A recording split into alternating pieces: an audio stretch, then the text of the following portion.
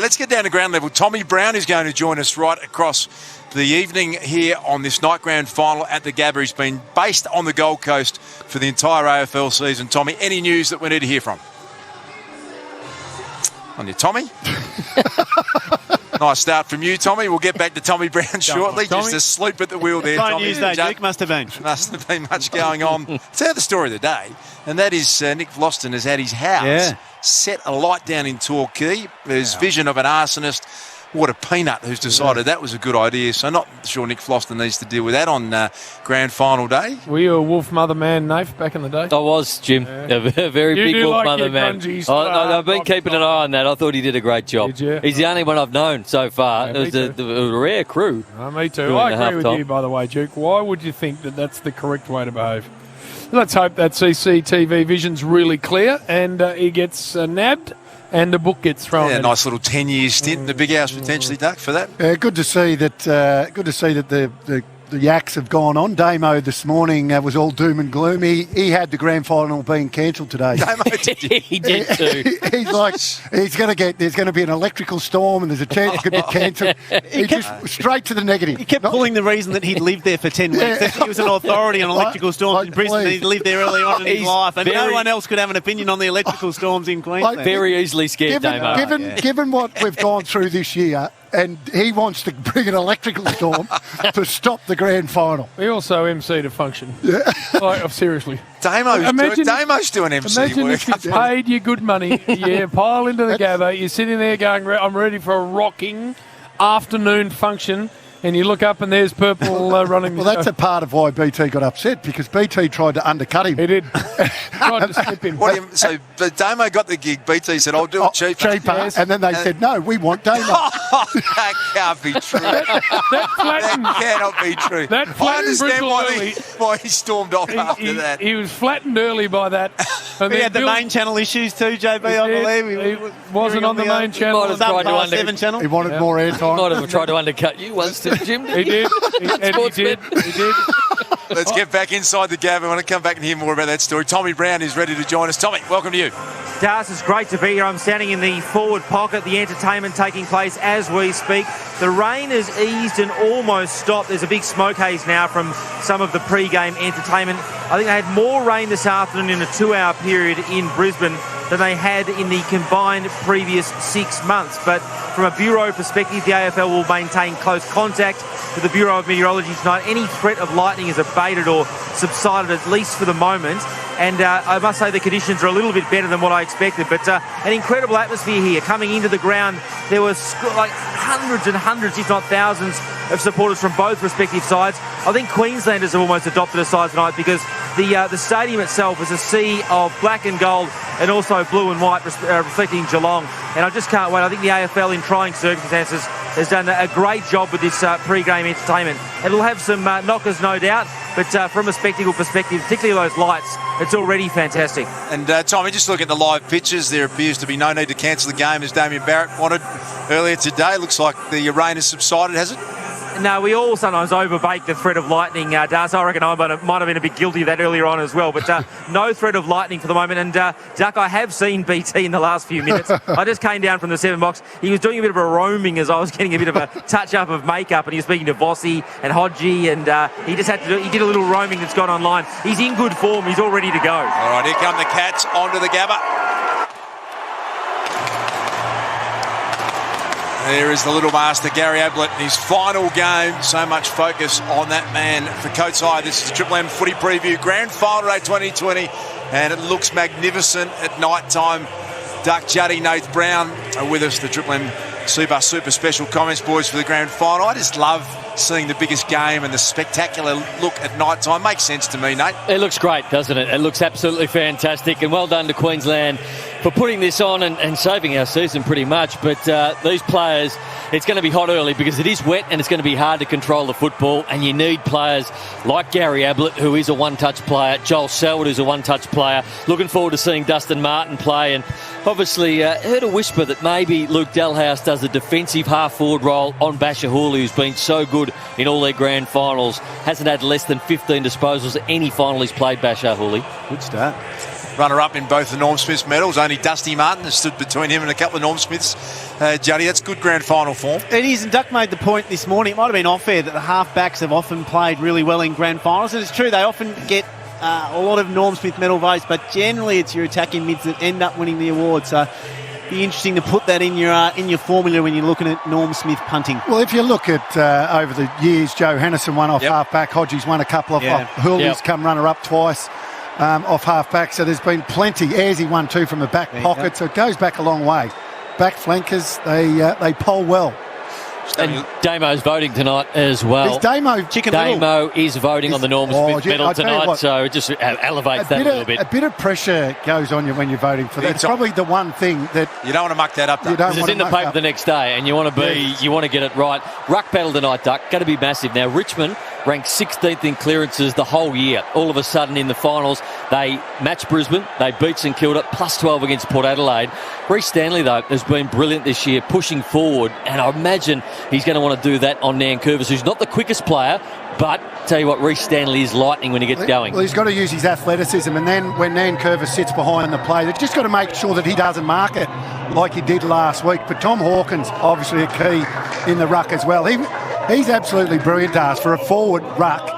He dominated that area last week. Strong, is he? He manhandles the big ruckman. He takes front position. You just can't get it off him once he's there. You saw the big fella from Brisbane last week try to take back position to push him into the ball, but it didn't work. And then the other ruckman came in and tried to take back front position, and that didn't work either. And just for the ruckman for boundary throw-ins, as the game goes on, the little boundary umpires get tired, as well, and their throw-ins become shorter. So if you're behind, you've got no chance of getting to the footy. One of my pet hates in the game, the ruckman stand 35 metres back, never get to the contest, and Tom Hawkins has become an absolute weapon in that forward line. You'd like to think, Juddy, you do some planning around that tonight, because he's set up many, many goals by just grabbing the ball clean out of the ruck from the boundary throwing. Yeah, I suspect Richmond would have done a fair bit of work on stoppages this week, full stop. I think for Geelong to win, they need to absolutely dominate that area of the ground. They are a great stoppage team, but I think that's the one area where they need to get a hold of Richmond if they're a chance to. They rank number 1 in the AFL, Duke, 4 scores from stoppages in their forward half, the Cats, so they do it very, very well, and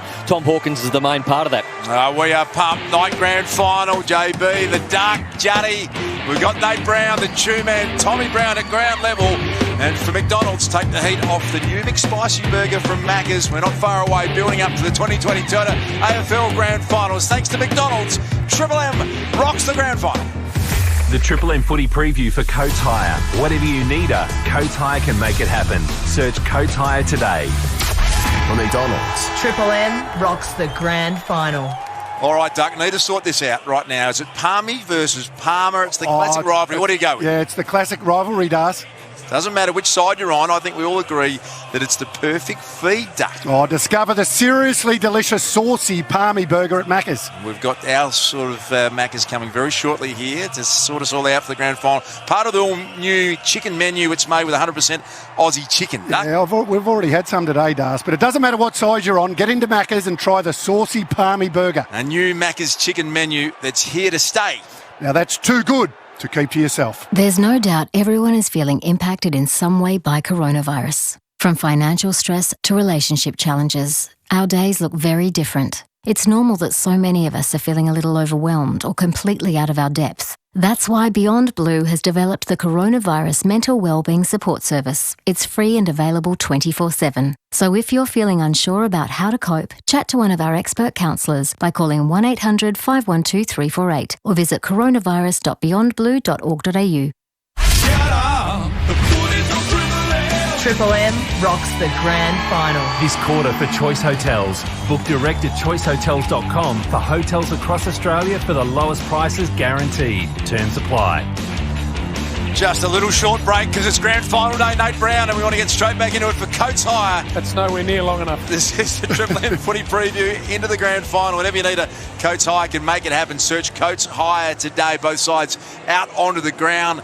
And all of a sudden the night sky looks clear and a beautiful image over the Gabba. It's been the home of football in Queensland for much of the 2020 season, Nate, and we're not far away from the first bounce here in this historic night. Can't wait for it, Duke. And I'm fascinated, Duck, with the matchup between Tom Hawkins and Noah Bolter. Tom Hawkins, you think he's such a big man, he takes a lot of contested marks and marks on the lead, but he is number 1 in clearances inside the forward 50, and he's also number 2 in the AFL for ground ball gets inside the forward 50. He gets it in the air, does it on the ground. So Noah Bolter, very good player, but this is his biggest challenge in his career. It is, and the last time he played on him, he had a lot of support, Noah Bolter. I mean, Grimes basically was playing on a first game. Loose man. Yeah, and he was a loose man. He got across, supported, but you're right, it's in and around the ruck where he's very, very damaging. But Bolter, big job, because he actually did, if you look at the last time they played, he had him beaten a number of times. And as I said, it was Grimes and others that got across to support him. Nathan Barrett, I think, told us a week ago, Duke, that he believes it's going to be a grand final from now on, which is interesting. I love the look of this, Juddy. I love the look of it on television. I like the lights. I like the whole theme. I like the whole theatre of a night grand final. I think, sorry, Jim, I'm with you 100%. I think it looks brilliant. We saw the pre-game entertainment. There was a little bit of confusion about some of the names within this circle, JB, but I thought the look of it... We're a rock station. And the way the fireworks lit up and just the visual look of this, I think it's terrific, and I really hope it stays for good. Yeah, no, I like it. It looks fantastic. Just another one of those matchups, and an ex-player at your old club, Dalehouse. I think he'll get a negating role on Hooley. Hooley, who, as we've said, has played really, really good. Did you say that before? Are you just looking at me a little bit funny? Keep going, no. No, I think he might get that negating forward role on Hooley, who's I was agreeing with you. So damaging off half-back, as we know. So I think if he can keep Hooley quiet and maybe pinch a goal, then he's done a great job. Just looking at some serious work going into the Achilles tendon of a player there for the Tigers. Basher Hooley, I believe, who's getting that worked over. Now, that doesn't look like something that's a regular occurrence, that, Juddy. Is our medical expert on the panel today. What do you make of that, Achilles work? Yeah, it's a worry, Duke. It's something I'll be looking at. It looks like a heat type of cream, Duke, on the outer gastric, I would have thought, the gastric nemus. And we'll be watching that closely as the game goes on. You might have caught up on this, but he bumped Dr. Rowan White and said, I'll take care of the medical. I ran into him yesterday, actually. Rowan White, did you? Rowan White, really? Yeah, just near the bot. Still licking his wounds after Juddy just shoves him off. Some people aren't comfortable veering into medical territory, JB, but I'm not one of them. I'm happy to put my hand up, and as a self-taught expert, I think the listeners appreciate that. Well, the great Spud Frawley, of course, spoke for 25 minutes at a 500-strong room as a doctor. He had doctor on his name badge, didn't he? And didn't think to correct anyone. That was the coach. The True Man is here. Great to have the True Man on board. 18th time he's been representing Triple M on Grand Final Day, and two-time day, two-time night statistician of the North Melbourne Football Club. Thanks to Movember. Welcome to you, True Man. Yeah, good evening, Das. Well, as we know, the Cats have a very good record at the Gabba. They've won 5 out of 5 this year by an average winning margin of 53 points. The Tigers have actually won 11 out of their past 12 at this very venue as well. Just a team stat that we'll look out for Geelong. Number 1 for contested ball differential. When they've won that particular stat by 10 or more this year, they've won 11 out of 12. And you spoke about Basher Hooley. Past 2 premiership wins, he's averaged 26 disposals and 490 metres gained. And just one final stat, Das. The team that's kicked the opening goal has lost the past 6 grand finals. It's a remarkable stat, that, isn't it? Opening goal, and then you do not go on to win in Australia. Men account for 3 out of 4 suicides. Go grow a mo to save a bro. Go to Movember.com. Thanks to the True Man with the Triple M Movember stats. Might get back down to Tommy Brown. We'll just keep an eye on Basher Hooley before Tommy having some late work on his calf and Achilles. Anything to tell us there? Das, I can tell you, as you guys correctly described, he had some pretty intense work done on that Achilles from the doctors and the physios, including, I think, James Rance is one of their physios. He's now warming up really, really well, so there's no sign of any ongoing issues, but we'll certainly keep an eye on it during the night. Just to paint the picture, the atmosphere here is absolutely electric. I know there's some debate, which we've touched on online, about the entertainment, but things are absolutely on edge here. This is just such an exciting build-up tonight. In terms of the preparation, it has been interesting. Richmond spent a very quiet day here in Brisbane, having spent the night here last night. Geelong came up this afternoon. The Tigers had a familiarisation run here on the Gabba yesterday afternoon. I know Geelong's record speaks for itself. 53 points, as Ash reflected on their winning margin average this year, but they haven't had that familiarisation run. But they're just so comfortable here on the Gabba, Geelong. So it's just going to be an incredible night, guys. Tommy Brown for Bob Jane T-Marts. Buy 3, get 1 free on selected performance tyres from Bridgestone and Yokohama. BobJane.com.au. And I'm just looking back again, Nate, and I'm with you guys. I think once you've seen a night grand final, there'll be no turning back for mine. I think the ratings will be enormous. We understand we're going to need to get every bit of remuneration we can in the game, and it just makes sense. It looks fantastic and here to stay for Mike. The other thing for me, Duke, and I know they've signed this deal at the MCG till the middle of the bloody century. I said at the time I thought that was a shame because I thought we had the opportunity as a code to take this road show all around Australia. It's gone to Brisbane for the reasons we know. It's been a huge hit this week in Brisbane. This game will be a massive success. The fact, Nath, that we can't do that in Perth, in Adelaide, in Sydney, I think is a real shame. Once upon a time, Jim, we didn't have the alternate venues to fill it up, but now we've got the Perth Stadium. The Gabba looks great. Adelaide Oval looks unbelievable. So I agree. We should be able to share it around. And Duck, you're a big advocate for taking the stats of fumbles in a footy game. It's never been more prevalent than this first quarter in the wet in a grand final. Yeah, no doubt about that. The team that's cleanest will win this game of footy, and the good players get better in the wet, I reckon, and that's why Gary Ablett, I think, is so important because he just doesn't fumble. So, and Ed Woods and these sorts of guys, they're just so clean in the wet. Dusty Martin picks it up like it's a dry ball. Speaking of clean, the Cup ambassador was fairly clean. Simon I'm not Black. sure he ever fumbled in any game he played in Simon Black, over 300 games. And one of It those looks like he's 22. Yeah, he looks great, doesn't he? Fit as a fiddle. carried out on the back of the surf, life-saving surfboard, big part of the Queensland culture up there. So a nice touch with Blackie. Ripping guy, ripping player, Simon Black presenting the Premiership Cup, and it will be Ash Barty in Nankervis. And then Nankervis for the Cats. If the Cats win it, we'll hand over the Premiership Cup. A little bit of a storm in a teacup, that wasn't it? It's ridiculous that any of that was an issue. Ash Barty's the world #1 tennis player. I think a fine choice, Duck. Oh, absolutely, and a massive Richmond supporter. Yeah. I mean, this is someone that goes to every game she can. I believe when she's overseas, she gets the live stream, watches everything.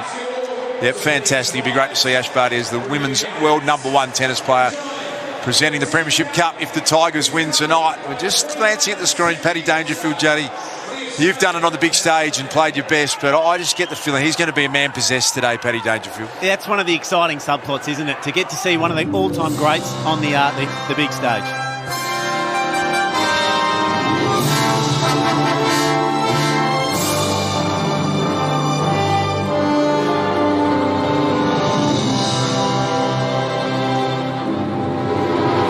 Australians, all let us rejoice, for we are young and free.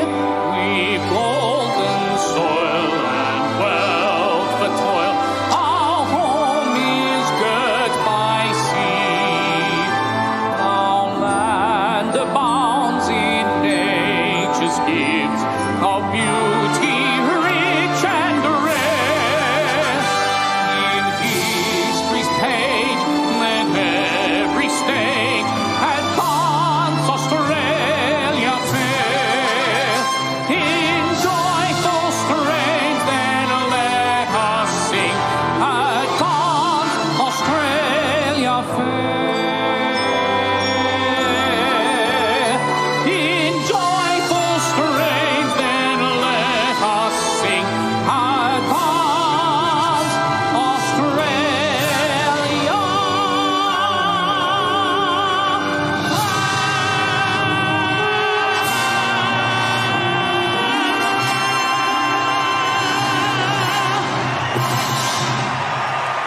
Very nice rendition of Just the that national anthem. Extra little bit there. It was good. Tim Very McCallum nice. is his name. I think he might have appeared on The Voice. Jeez. And he had a very nice His own voice. version at the end there, Jim. He went again. He did. I liked it. I too. liked it, Jim. Interesting, the Cats chose not to hug Jim. I've always felt that the hugging is a sign of weakness in that national anthem. I see. And they chose to stand as solitary. You like that? Solitary adult men. I see. And the Richmond looked a bit needy as they hugged each other. For context, the judge wants to bring back the power stance the Crows went with, so there's a little insight. Notice there's not a lot of singers these days. There's not a lot of people belting out the national anthem. We've seen I would have the sung. glasses on or off, because you've sung with the glasses on historically. Just the glasses off, leading into a game. Couple of Warriors now coming to toss the coin. Look at Joel Selwood. 13 years in his 14 seasons he's played finals. Record-breaking night tonight for Joel Selwood. And Trent Cotchin for the Tigers. Toss the coin. Oh, you got the coin? Oh, geez, there was no... Face this way. Come over here. No interaction at all between those two. I liked it. Joel, your call. Heads. Oh, it's not even tail. Tail. It's a tail. Tail. He wasn't happy with the twinkles there, Joel. He wasn't happy with any of that, Sel. Was he? Wasn't happy with Koch. Wasn't happy with the bloke tossing the coin. Wasn't happy with the decision. Any of it. What about the steely look in his eye? His 200th game as captain, Joel Selwood, goes into the third on all time on that stat. And what a warrior that man has been over many, many years, Duck. Quite amazing. One of the great leaders I think the game has ever produced, Joel Selwood. But quite amazing that he's played over 300 games, given how he goes at the footy. I mean, to last that long is a freak of nature in itself. Just hearing that our call is synced perfectly with the TV, so if you feel like being entertained and just hearing the grand final in a slightly more loose and, as you see it fashion, then you can listen to Triple M, of course. Already got a loose vibe about it. Well, no Brown brings that. It was a very serious Dangerfield after the game last week, Judge. And Duck, what did you make of that? Because I felt like he didn't enjoy the moment like he could be. Oh, no, he wanted to be really serious going into this game. He's going one more time, but I just wanted him to enjoy it a little bit more. Yeah, it's interesting because you've got guys like Harry Taylor who you could just see the joy that he knows, and it could be his last game as well. But the joy that he had, and you're right, Danger was very, very... Is he putting a lot of pressure on himself by doing that? I reckon he would be, and good, because he's up to that, and he'd be waiting for this moment for such a long time. I think there'd be a part of him that he's just relieved he's finally getting an opportunity, and another part of him that's going to absolutely explode. And Dalhouse on Hooley. Starting forward, and Dalhouse has gone to Hooley. As you predicted, Duck, we've got Nath Brown, Chris Judd, the King Wayne Carey. That's your Triple M Cbus Super Special Comments team. Cbus is super fun. You can trust the Chew Man, Tommy Brown at ground level, and here's James Brayshaw. Good bounce, gets the grand final underway. It's helped down to Selwood, just a partially smothered ball. Smashed out of a couple of sets of hands. Guthrie just couldn't quite hang on. Broad hovers over the footy at half forward for the Cats. And we'll have it balled up. Big Nank. And also Stanley. Hacked out of there by Cochin towards the wing. Bolton does a good job of getting it down the line towards big Harry Taylor, and that comes off his knee, I reckon, and goes over. And that passage of play just sums up Richmond. They don't even want to pick up the ball. It's just get the ball forward as quick as they can. Slippery pill early as well, and how much baby oil the Cats put on it is a lot more slippery. Enticing matchups everywhere. Harry Taylor on Tom Lynch, as we thought. Look at Selwood smash in, and there's the big Nank. Laid 10 tackles in a prelim finals of Ruckman. Duck, no Ruckman has ever done that before in a final. You never laid tackles, Gus? No, it wasn't a big part of the repertoire. So this is Stanley. Slapped it down to Selwood. Jams the left foot. Spiral. About 50 metres, but off the side of his boot, out of bounds on the full. So it'll be Richmond ball at half-back. No clean possession yet, Duke. You're always looking at, see which team settles first. You have to get a clear picture of that at this stage. Broad to bring it back in. And he goes with a low sort of semi-penetrator. Slapped on by Revolt. O'Connor out the back. Not a great handball for Guthrie, who could not handle a pretty slippery pill. McIntosh got it forward. Edwards off the ground. And Geelong able to do some nice work off half-back. This is Dalhouse, who's taken in a ferocious Floston tackle. Just got boot to ball. Prestia, did he take the footy over? No. Got it back to Cochin now. The play's called dead. And he'll be thrown in wing half-forward for the Tigers. Prestia going back into the midfield the last 4 weeks has allowed Shea Bolton to go forward. Shea Bolton been very damaging on that half-forward line. Prestia prolific getting the pill. Stanley from behind, and Curvis in front. Selwood just hacked it forward. Surged at the centre wing. Broad came out. Dangerfield in the vicinity, but a boundary thrown right alongside the interchange race. Had a big first minute and a half, Joel Selwood, up to 3 touches already. So Chris Judd, Wayne Carey, Nath Brown, all on board for the grand final. Here is Edwards. Really well-weighted handball. Enough time to be picked up. Surged forward by Kane Lambert. Henry back there for the Cats. Castagna applied some good tackle pressure. Blitzarves just cruised at the ball and then got it to Henderson. Nice little step from Lockie Henderson. He drives this one out of defence. He's had a good month. Henderson gets to the back. Floston tried to get past Simpson. Unable to do so. Ball over. I thought it was almost career best game for Lockie Henderson last week. We've seen him kick some goals when he was a forward, but I thought his work last week was brilliant. He's got the job on Rewalt tonight. Harry Taylor has started on Tom Lynch. Nath Brown here, Chris Judd, of course, Wayne Carey. What about that for a threesome? Just getting the analysis done. Work to the front by Big Nank. Taken out of it was Selwood. It was picked up by Guthrie. Tumbled it towards Hawkins. Bolter with him. Bolter just off the ground to the fat side. Leading in the race, O'Connor. Shea Bolton just got rid of him. Good pickup by Baker. And now run down is McIntosh. All the numbers on the outer side with the Cats. Harry Taylor slid in. Grant Myers has drawn a free high contact. And you can see the difference straight away where Richmond they're prepared to tap it on every time. Geelong, complete opposite. They want to bend over, pick the footy up. Lynch it was who took Myers high. Got the weird sort of round the corner kicking style. This one's a bit more conventional. Kolajasny on the wing. And they want a massage here into the centre. Dangerous. Henry couldn't hang on. Blitzard so impressive. Taken in a really good tackle. Should have been holding the ball. Not paid. Pickett. Off a step. Wobbles one. Going to be landing straight into the hands of Henderson. As you said, what a month he's had. Lockie Henderson really resurrected in his career. He was delisted and relisted. In came Dangerfield smashing through, took a big body. Ablett, his first touch, and he's grabbed his shoulder. Gazza's a bit sore behind play. Loston looks knocked out. Dangerfield got him, and Ablett's got his shoulder really sore. Gee, just having a look at the Postules replay on that hit from Danger. It ended up being a forearm to Gloston's head, Duke. Not sure if there was malicious intent, but that is huge contact. Gloston looks like he's in trouble. No, he's tapping it on, Danger. But a good player to take down, Gloston. He's the number one in the AFL to mark the ball from a kick inside forward 50. He is very good at it. If they take him out, that is support that Tom Hawkins doesn't have tonight. The other story, Gary Ablett now going off. Is that his bad shoulder? Obviously, he's had it reconstructed. And it looks like... He looks really sore, Duck. Yeah. Really sore, Gary Ablett. What a massive story. Let's get down to Tommy Brown. Das, Ablett's coming off in front of me now. He's just hobbling off now, assisted by the doctor and the trainer. He's clutching his left shoulder. He's grimacing in pain. And it's not the sort of injury it looks like you'd think he'd get back on any time soon. That's genuine pain. I'll check on which shoulder he most recently had operated on. And the other story, Nick Loston's got the stretcher out, and he has not moved face down. So he doesn't come back on. So quite possibly two players out.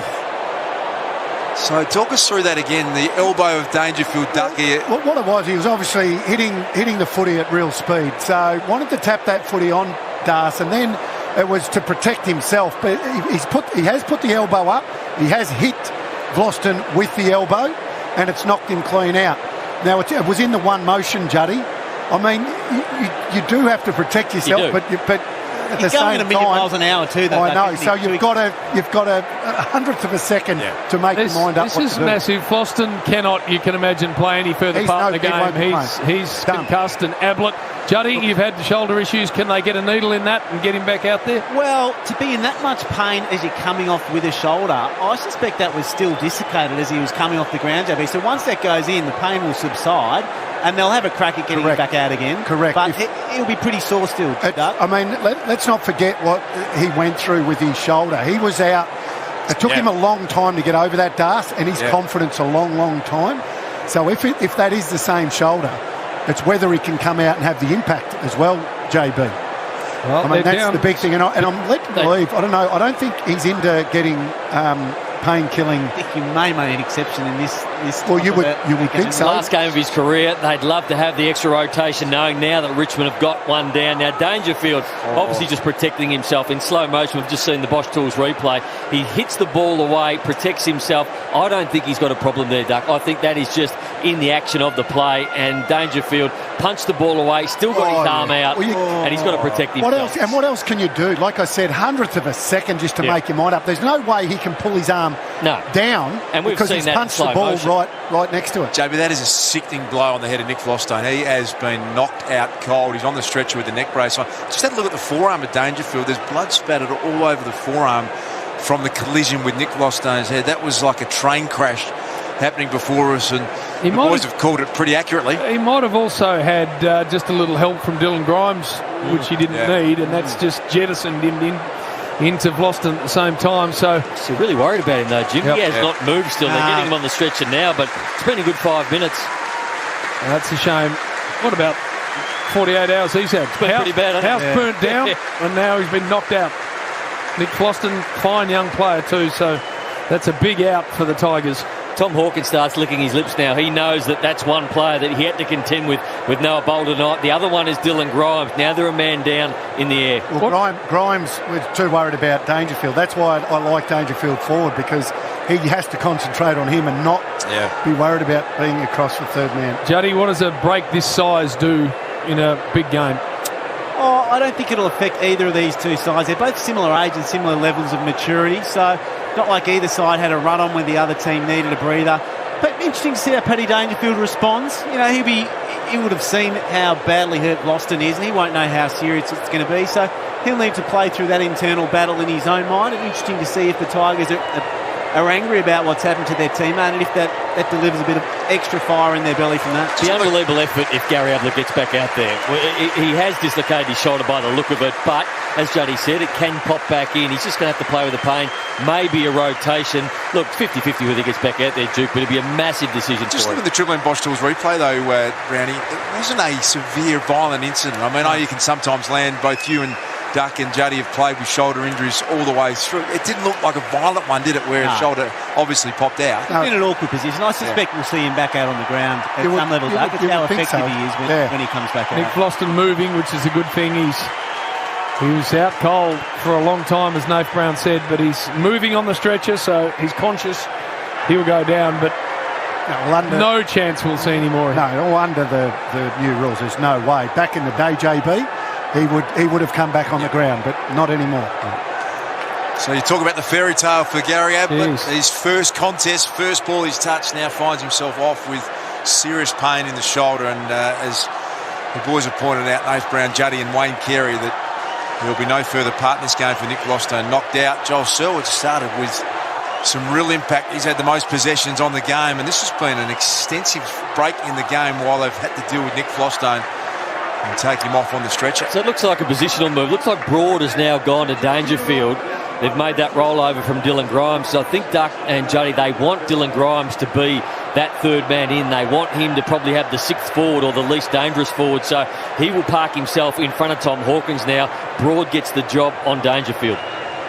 So we're getting ready for a restart. There have been some famous players concussed in grand finals over the years. Johnny Platten still can't remember it. Don Pike tried to pick off Gary Ablett Sr., one of the great mistakes he made, and he can't remember any more of the game either, but they both kept playing. Gavin Brown. That's just how far we've come as a code, and it's a good thing too.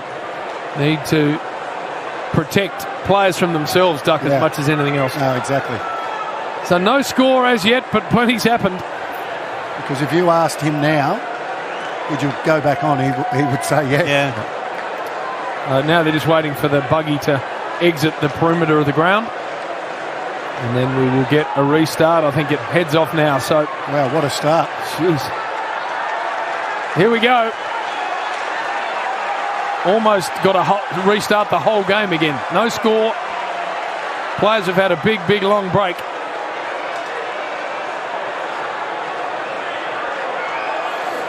It's ticked over 7 minutes, JB. 7 minutes. It's amazing, isn't it? Can be an unnerving thing, though, JB, isn't it? You stick around, you've gone through all your preparation, and it's going to be an interesting 5 minutes coming up right after this. We get the game restarted after a 7-minute interlude. There was talk we might add some storm issues. Instead, big collision has caused it. Blitzarves gets it deep to the forward line. Bolter played it well initially, and then the kick smothered on Hawkins. Bashahuli, well tackled by Simpson.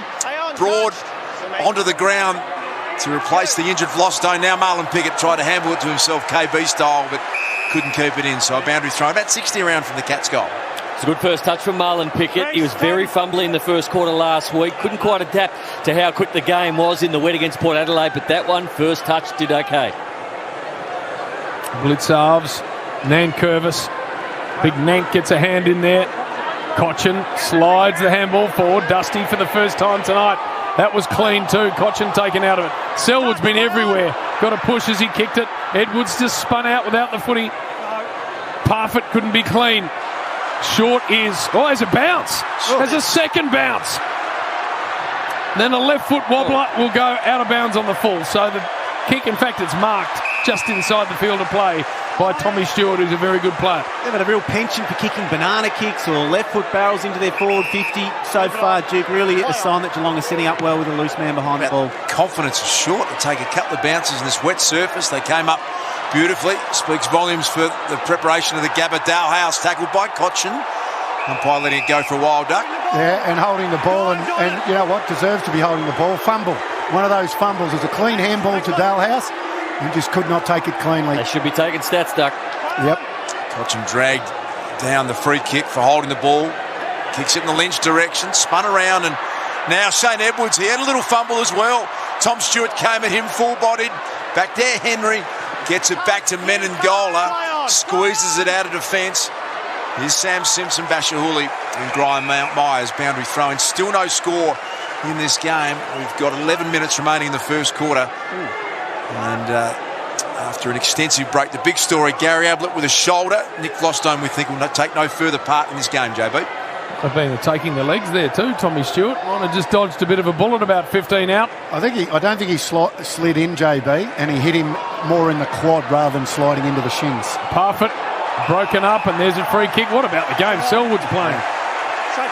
Ash, just back me up with some really extensive stat analysis. Yeah, disposal number 5 already, along with 3 clearances, JB, for Selwood. Rumps. Big start for the skipper. On track for about 60, JB. That's how he's looking. Ball wide, just over the head of Henderson. They were out there too, JB. That was a good set-up from the Cats to cross the ball. Tommy Brown, down to you. JB, Ablett's still in the rooms having that shoulder treated. So there's no sign of Ablett now at least 5 or 6 minutes after the incident. Tommy Brown, Bob Jane T-Marts, buy 3, get 1 free on selected performance tyres from Bridgestone and Yokohama, bobjane.com.au. And they're the ruckman from this boundary throwing. Got their hand on it now. Castagna puts one right up high. Only gained about 15 metres. Lynch came smashing through it, centre forward for the Tigers. Simpson had to work it through to O'Connor. Well tackled by Graham. Zach Tui got it back to Menengola. Beautiful little step. Crafted a nice kick too. Good chance coming up for the Cats. Guthrie got it to Mitch Duncan. And look at that kick to Hawkins. Beautiful build-up. Couldn't have got a better kick in the end. Yeah, it was a great build-up, and they did it by over-handballing the ball in the back half. Normally Richmond take it off you if you do that, but they were clean enough. And Menengola, Guthrie, really good use, and then on to Duncan, who, well, Hawkins, when you that speed of ball movement, that's what you want as a forward, and that's the sort of space you can get when it is moved quickly. Coleman medal winner in 2020. Tom Hawkins steps up. He has been the leading goal kicker for the Cats in each of the last 8 seasons. For the first goal of the 2020 Grand Final, he can get a bit of left to right bend going. Just slid it across the face. So that is the first score of the Grand Final. A minor one goes the way of the Cats on the Triple M Choice Hotel scoreboard. That's exactly what he does, Darcy. He has a lot of left to right, but that just went a little bit too straight for him. Just get on the end of that from Mitch Duncan. Lick your chops, Duck. Yep. You would have a fair income trouser, Stiffy, if that had been how you hit up at a grand final pill. I'm not sure Kingy or Blake's, were they giving it to you like that? They just put it in the vicinity. Now we're hearing Vlosten is walking around inside the room, so that's great news. Up and about, but no further part to play as Bolton's kick just broken up. Through came Guthrie and outside of the foot banana. High one for Hawkins. Takes it. Handball. Looking for Rowan. Just couldn't quite hang on to the pill. I think he marked that, Hawkins, didn't he? I reckon he did, Dark. I don't think he realised that he'd marked the ball, but he was well within his rights to go back and take a shot, I reckon. It looked like a pretty clean mark, maybe a little feather on it from Noah Bolter, but he played on. Didn't hear a whistle. So this one, Hawkins is very dangerous. And look at the way he got rid of Nan Curvis. Just out-muscled him. Got it to Dangerfield. Little 1-2 danger. Back to Zach Tui. Free kick Danger's way. Got a push in the back from Graham. Graham not happy. Be careful not giving away a 50 there, Graham. I was going to say, gurgling out. I would have thought that's a little demonstrative. They give 50s for swearing these days. That's a poor free kick to pay in a grand final. No, he dived forward. They don't pay those anymore. But this is a big kick for Paddy Dangerfield because now he's kicking over the last 3 weeks 2-man. He's been very good. Prior to that, not so good this year. 13-12 from set shots this year, Dangerfield. But the last 3 weeks, way better. So directly in front, no angle to worry about. And that one was off to the side. and through for a minor score. So the Cats 2 behinds. Tigers yet to score on the Triple M Choice Hotel scoreboard. Just having a look at Gary Ablett back on the boundary line, shoulder strapped up, calling for a Sharon, and the Cats fans are out of their chair. How about that? High ball in, fisted away by Stanley, and then further afield by Selwood. And a number of players around it, Lambert, one of them out of play. Feels like the Cats are getting the better look at it at the moment, but they only had the 3 inside 50s, and everyone has been dangerous so far. Richmond, in comparison, have had 5 inside 50s, but I can't remember a clean one going in. It's at half forward here for the Cats. Guthrie gets a little one off to Dalhouse, tumbling inside 50 ball, bounces off the chest of Asprey. Now they can bring it away, the Tigers' members' wing here at the Gabba. Leading in the race for it was Harry Taylor, but he went to ground, and then a little fumble from Rioli. And we'll have a ball in. It's been a few fumbles so far from the Tigers players. Rioli, Shane Edwards has fumbled twice when he doesn't normally fumble going forward. So they had taken some of those cleanly. They've got some clear path to goal. Good signs for the Cats. G. Ablett standing in the interchange race area. A little bit of grimacing though. Keep a close eye on that, Duck. An interesting point. Might come back to that, whether or not he actually uses painkillers. G. Ablett. Stuck about that in the meantime. Jaden Short on the not preferred. Dumps a long ball inside forward 50. Collar Jasny. Well played, Bolton. Managed to get it to ground level. Rioli, Slick Campbell out to Graham. Chance for Prestia for the first goal of the grand final. Dion Prestia has got it. And the Tigers, that's their first score. It's a goal. They're 1 straight 6. The Cats are 2 behinds on the Triple M Choice Hotel scoreboard. It was only 20 seconds ago I spoke about how Rioli fumbled the footy and then Shane Edwards had fumbled it twice. But what about the touch on Shane Edwards? He almost trapped it like a soccer player with 1 foot and then was able to just dish it off. The handball went out then after that to Dion Prestia, who kicked the goal. But it was just a wonderful piece of first handling from Shane Edwards, which set up that goal. Funnily enough, it was a fumble from Rioli that caused the stoppage, but it actually allowed Richmond to get even numbers back in their forward line. It was back they were able to equalise those numbers there that really led to this opportunity. So funny how the game works. Sometimes a fumble out on the wing allows you to even up your contest up forward, and that resulted in the goal there for the Tigers. Book direct at choicehotels.com for hotels across Australia for the lowest prices guaranteed. Terms apply. Scoreboard reads 1 straight Richmond, Geelong 2 behinds. First goal scorer has lost, Ash, the last 6 grannies. Yeah, spot on, JB. Here we go. So we're back in the middle. Good bounce of the ball. Stanley extended high. Dangerfield a big thump. Ball to the wing. Blitzarves. Martin. Simpson gets the ball held in. Ball up. Martin being very quiet, Ash. He's only had the 1 handball brownie for Triple M Movember stats. Matt Stivic, one of the AFL's best umpires, threw it in the air. There is Martin, though, walking through, got around Dangerfield and hacked it around his body. Lynch, full-chested, couldn't hang on. Well done by Selwood, and then Buse is wrapped up. Got it back to Blitzarves. Now Stanley threads a handball to Taylor, who was being tackled. That's a horrible decision. Inside, it could cost him. Baker, handball off. McIntosh, a long flyer. Gets it. 2 in a row, Tigers. 12 points, place 2. Triple M Choice Hotel scoreboard. And caused from over-handballing. Now, they got away with it earlier this quarter when they delivered that ball to Hawkins. But if you over-handball, I mean, those handballs have got to go to players in a better position than you are. And you never, ever, ever get a ruckman involved in a chain of handballs. Never, Duck. Never. Especially a stationary ruckman. It's a different thing, isn't it? Well, you know, it was hot potato for Reece Stanley. And you can hear the roar as Gary Ablett comes back onto the ground, Darce. Yeah, that's a great sign, isn't it? Shoulder strap, but he's out there. Let's get to the true man, the Triple M Movember stats. Yeah, Richmond's pressure at 239. AFL average is 185, and they've had twice as many tackles as well, 14-7. Australian men account for 3 out of 4 suicides. It is a horrible statistic. Needs to be improved. Grow a motor saver, bro. Go to movember.com.au. They just find a way of scoring the Tigers, don't they? Well, the one thing that you have to do against the Tigers too is scoreboard pressure. I mean, they've had 2 goals they should have kicked. Geelong, they kicked 2 points. Tigers go down and kick 2 goals. All of a sudden, now they're in control of the game. That's the voice of Wayne Carey. We got Chris Judd, we got Nate Brown. They're the Triple M Super Special Comments team in the grand final. All over it, as you'd expect. All of a sudden, the pressure on the Cats. Danger stepped into the midfield. Prestia laid a good tackle, and they got Danger. There was a play on call allowed to Shea Bolton. Go back to Prestia, I think. He just stripped Danger in the tackle to Prestia.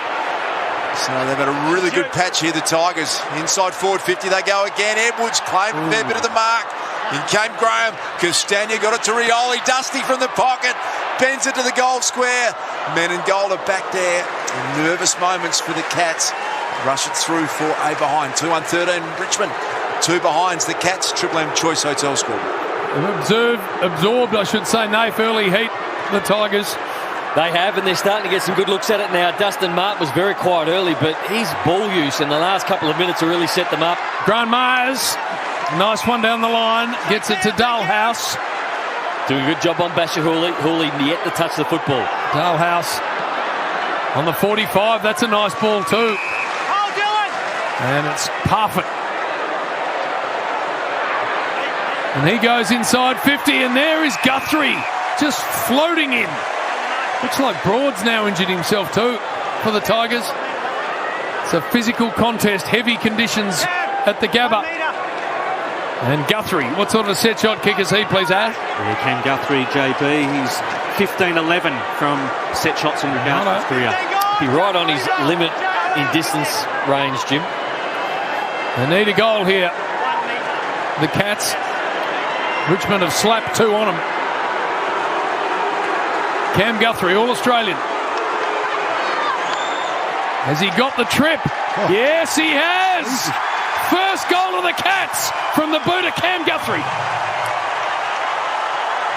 1-2, plays 2-1 in the grand final. It was quite remarkable, that set shot. He looked like he didn't kick through it. In terms of his technique, looked like just through the follow-through. Looked like he was just trying to set it up. I thought it was putting the top of the square. Top of the square, and it just kept going. It's timing. Timing, technique equals distance. Interesting subplot there with Nate Brown, who's now sitting on the bench, running off, collected with a knee in a marking contest earlier on, and you can see him shaking his head saying he didn't want to come off, but I'm not sure if they can afford a 15-minute concussion test with him. He looks to be all right, and I think a few of the Richmond medicos will be trying to get him on as soon as possible. I'm with you. That kick from Cam Guthrie almost looked like he just set it up. And it just kept going and going. How well did he time it? Yep. That's a beautiful kick. That's the Bosch Tools replay we're looking at. Bosch Power Tools and Accessories, good, better wash.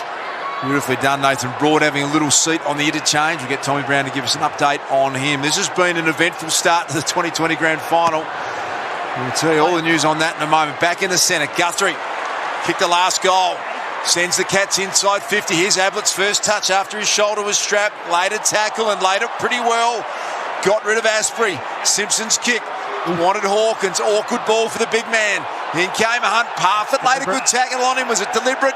Umpire has a look and says no, we're going to throw it in. So 4:27 remaining until quarter time. Duck. How can we go from a prelim last week where they paid absolutely everything deliberate? That's as deliberate as you get. You're being tackled and you go straight to the boundary. That's an absolute shocker. Ball into the hands of Tui, who got smashed. Ablett's hands were good. Duncan nowhere near a Geelong player with that speculative handball. And that's deliberate as well. And that's going to be thrown in. Not sure where he was going with that. Well, he was going to the boundary. But why would you? They're inside forward. Well, he wants a stoppage. Hawkins is dominant in that area, so... Tackle the heat of the new McSpicy burger from Macca's, of course. There is Hawkins. Ablett, a little fist in there. Tui will go and find it ground level. Gave it off to Buse. Buse on the left. The kick's got too much heat on it. And they'll get another stoppage inside forward 50. He's a strong man, Hawkins, isn't he? Nan Curvis is probably one of the more stronger ruckmen, and he's manhandling at the moment, Tom Hawkins. Got to hold off on creating that body contact. It's no use giving him a target early on in the contest. 102-kilo ruckman Nan Curvis just gets ragdolled by Hawkins. Now a live ball inside 50. Basher Hawley. It was a nervous kick, that one from Basher. Ricochets back to Selwood. Flicks it out. Hawkins got it. Releases it back to Duncan. Inside 50. Stepped around Dusty, and then the kick was just shin forward. And then Basher Hawley back there with enough time to get it to Cochin. Spirals it to centre wing. And back in the right spot was Henry. Cats are going to scramble a kick forward. It was just messy, and in fact out of bounds on the full. Tommy Brown. Dust Broad looks okay. He came off with, I thought, was maybe a knock to the ribs, but an eyewitness report from the other side of the ground that someone told me thought he might have got hit in the back of the head. So just keep an eye on him from a concussion perspective too. Stanley unable to take it. Edwards was brilliant. Inside 50 he goes. Bolton with a good look. Well done, Tommy Stewart. Broke that up sensationally in the air. There's a couple of players down behind plays. There's people running to the Pitching ground. on the streakers. Gonna say. During the game. I thought they were players. That's amazing. No. 2 streakers, 2 half-wits 2 dingbats have been taken to the ground by security. How dangerous is that in the middle of the grand final? They were right next to the play too, Juddy. The closer you get to the equator, the more issues you have with the public, Duke. This is just confirmation. While the game doesn't leave Melbourne, it stays here. And if ever you needed proof, too big a risk. Byproduct of a night grand final. Yes. Maybe all day. All day and into the night. Felt like a WWE head clash. Originally, you just saw the 2 blokes lying flat on the ground. Tommy says they might have been protesters, we're hearing, from the ground level. We're not sure what they're protesting. There's another one. No, he's actually one of the security guards now exiting the ground. I did well, the security, because they didn't get too far on the ground. That's true. But Dusty just changing the wheels. The Nikes, courtesy of Georgie Lawler. Of course, yeah. Well, if you're going to play on the ground, you've got to wear the Nikes. Short one from Tui. It's okay. Selwood's had a hell of a lot of the ball. What about this first quarter? We've had protesters. I know. We've had people being knocked out. Extraordinary. What are they protesting, Duke? By the way, Gary Ablett he's not anywhere near fit. You can see that he's really carrying that shoulder. He's actually really skirting the packs now. They've gone the switch, Stewart. And now Henry. What's he got ahead of him? He heads over the top looking for Tui. He just can't quite keep it in, but they've got it to the outer side wing for a ball in. Triple M Movember stats. Guthrie, number 1 ranked player on the ground, 7 disposals, 5 clearances in a major. Selwood with 7, Dangerfield just the 1. 5-point lead to the Tigers on the Triple M Choice Hotels scoreboard. 2:41 remaining until quarter time. Cochin dispossessed. This ball's on centre wing. Dangerfield tried to toe poke it, but as the Tigers do, they just surge the ball forward. Henry at half back. Lynch trying to get involved for the Tigers. Well played, Henderson. Harry Taylor got it through in the path of Duncan, who somehow managed to get it past the Tiger opponent. Don't know how, but eventually out of bounds. Choice Hotels, book direct at choicehotels.com for hotels across Australia for the lowest prices guaranteed. Ball in. Duncan just got rid of Revolt. And then the little inching kick forward didn't really work. Stanley, I should say, got rid of Revolt. It was Duncan, the kicker. Now they can distribute across the ground here, the Tigers. And McIntosh at half-back has taken the mark. He's got a player ahead of him. It's Broad. Normally, because these games have been covered by Fox Footy, I can criticise the coverage for shooting it very wide, but at the minute this is as wide a game as I've seen shot, and it's my own mob. Tommy Stewart comes in nicely, controlled the footy. Danger got it back to Stewart. Stewart, a tumbler to the outer side, a 1v2 out here. Hawkins, Asprey. Asprey did pretty well, and he got it back to Revolt. Jack Revolt, for his first touch of the grand final, coughed it straight up to Tom Stewart. His positioning's been outstanding in this first quarter, Tom Stewart. He's largely playing as a loose man behind the footy. That one was just a poor kick from Rewalt, but the 4 before that he got, he saved a definite goal to Shea Bolton about 5 minutes ago. The word through is that the 2 pitch invaders are a comedy duo. Got to be joking. So what about that? Couple of absolute boneheads. Not very funny. Ablett soccers it off the ground. Now we've got a chaos ball inside forward 50 for the Cats. Cochin got back there with some poise, but coughed it up to Reece Stanley in the middle of the Gabba. Reece Stanley's got 51 seconds remaining. Can the Cats get a late goal? Menengola sees something he likes. There's a couple of targets open. One of them's Mitch Duncan, and he takes a chest mark. About 35 out on a pretty tight angle, tucked up alongside the boundary line. Normally a pretty good kick, two-man. Yeah, 61% from set shots duck is his career average. Marlon Pickett from the behind the goals vision. He won't want to have a look at that again. That's the second time they've been able to drop into a hole inside forward 50. They got a goal out of the first one. Marlon Pickett just lost or refused to go with Mitch Duncan on that occasion. You hope it's not the latter.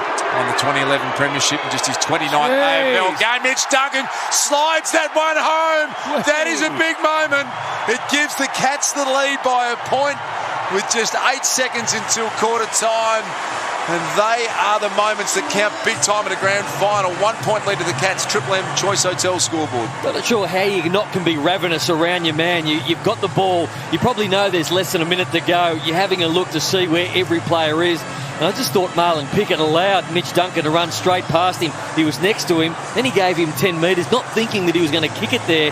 These are AFL players who can kick the ball really well. It's a grand final. You've got to go with your player, especially when he's a finisher like Mitch Duncan. You just can't let him it was close to the boundary line. It was a tough shot, but you can't allow Mitch Duncan to take easy marks inside 50. I think, too, when they pass you running towards the boundary, you know you're not going to have any other teammates there that come off and air assist you third man up, whereas often when they get your corridor side, you do know you're going to have that winger or the spare player to come and give you some assistance. So no excuse there by the Tigers' defence, but it's really just been Geelong's ability to set up behind the ball, create turnover and get repeat inside 50s that's doing the damage at the minute. Richie Duncan just turning to the crowd and saying, have ye some of that? Yeah, a little bit cheeky. 34-minute quarter this, by the way. Might be the longest of the season given all the interruptions.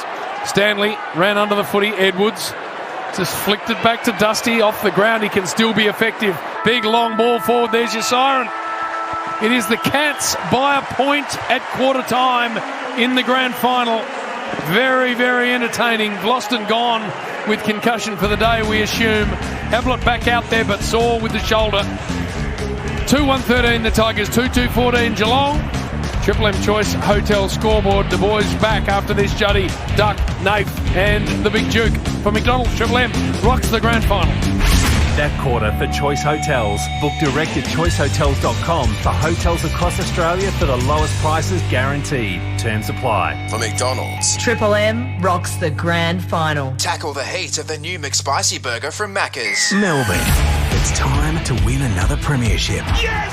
Yes! We won the netball and, of course, the footy. The Vicks are on fire! And now the Melbourne Storm are going to squash the Cockroaches. Beautiful try to the Melbourne Storm! Our Storm take on the Panthers. So while Penrith fans might be able to go to the pub after the game, their drinks will taste like defeat. Join us tomorrow from 6 for Ream and McDonald's. Triple M rocks the NRL Grand Final. Did you hear the latest with Ben? So juicy. Speaking of juicy, Macca's new chicken McPieces are so juicy and tender, and their chicken salt shaker fries are so crispy. And if you want Macca's new chicken menu, too good to keep to yourself. Available after 10:30am. At Kennards Hire, we only hire people who've taken the Ken Oath. By taking it, each team member goes above and beyond to help any citizen in need. The Ken Oath, it's a commitment that means more than the sanctity of marriage. The Ken Oath means you'll never miss smoko or beer o'clock. So if you want someone who can tackle whatever, whenever, wherever, talk to someone who's taken the Ken Oath. Kennards make your job easy. Hi, Rodney Jane here. Bob Jane Team Arts have the biggest range with the best deals. Buy 3, get 1 free on selected performance tyres from Bridgestone and Yokohama. Up to $100 instant cashback on a huge selection of passenger, SUV and 4x4 tyres from great brands. With Australia's largest tyre range from $59, best tyre price guarantee and the biggest wheel selection, we'll look after you. T's and C's apply.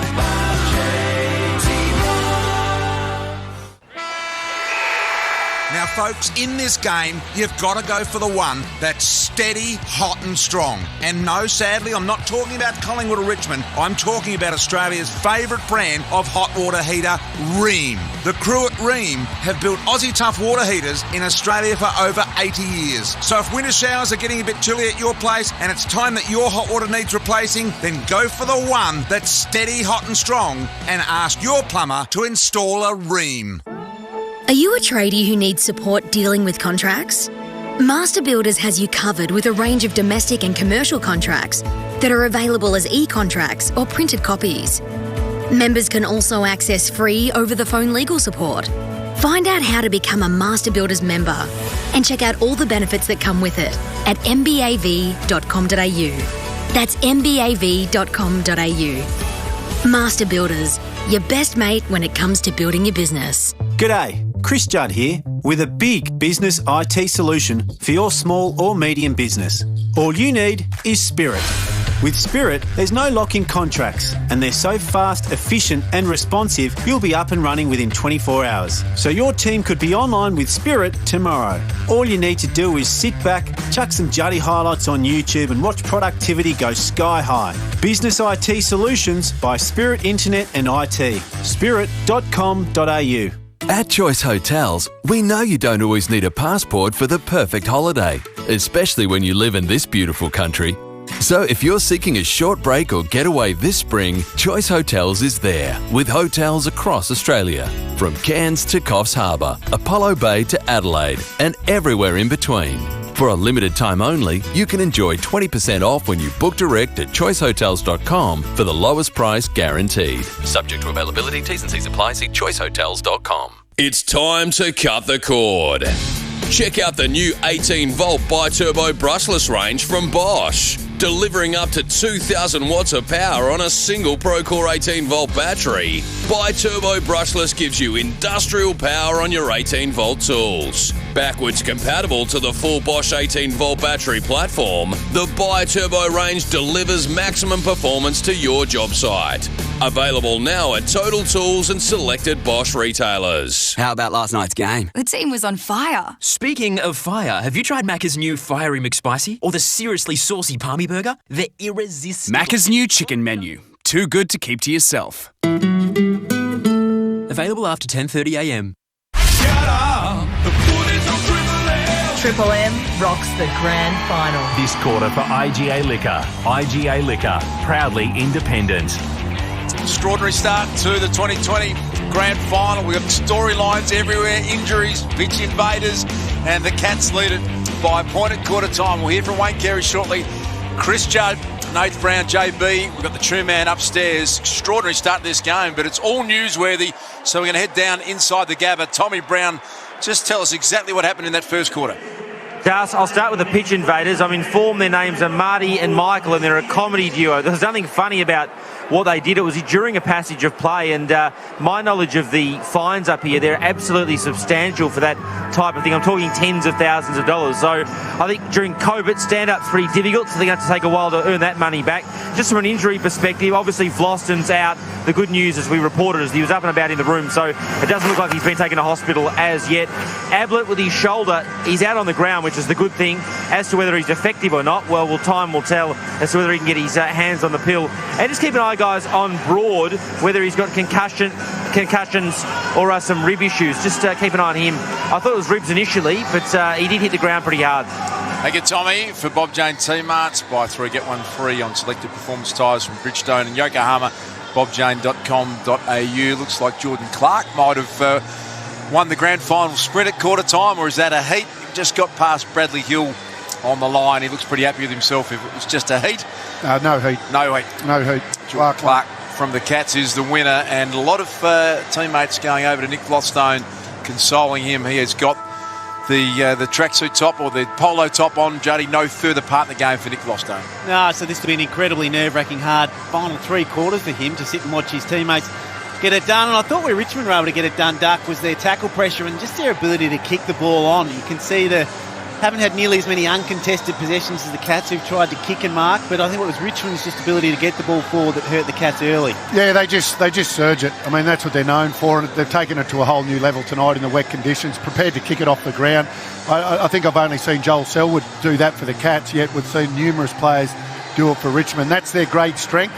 And obviously making the most of their opportunities. Well, they missed Vlostone in that first quarter because they averaged 14 intercept marks a game, Richmond. They only took 1 in that first quarter. Every time the ball went in, they did look dangerous, the Cats. So Damien Harvey will be saying, we need more support. We need some more support around the 40-metre line. That's where the Cats have been identifying there's been some holes. So Ablett back out there, but shoulder strap, and Duck, Juddy and Nath suggesting that he's playing with a fair bit of discomfort. So let's get this second quarter underway at the Gabba. It's the Cats by 1 point. Here's JB. Another good bounce. Stanley parked underneath it over the top. Martin again, happy to hack it off the ground. And Henry leads in the race, picks it up, but then dispossessed by Castagna. It gets through the legs of Blitzarves and over. Cats kicking to the right of your radio dial.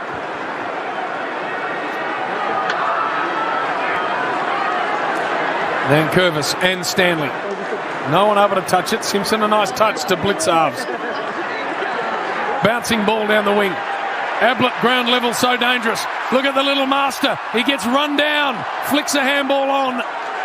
And it was Marlon Pickett who dragged him down, but gained about 25 metres with the handball, have a ball in. Do they tackle well, Richmond? There, Marlon Pickett able to tackle, run down behind on Gary Ablett, not give away a free kick. Such an important skill, which we don't refer to as a skill often enough. It's a good sign that Ablett, even though hampered, is still going to have an impact on this game, the champ.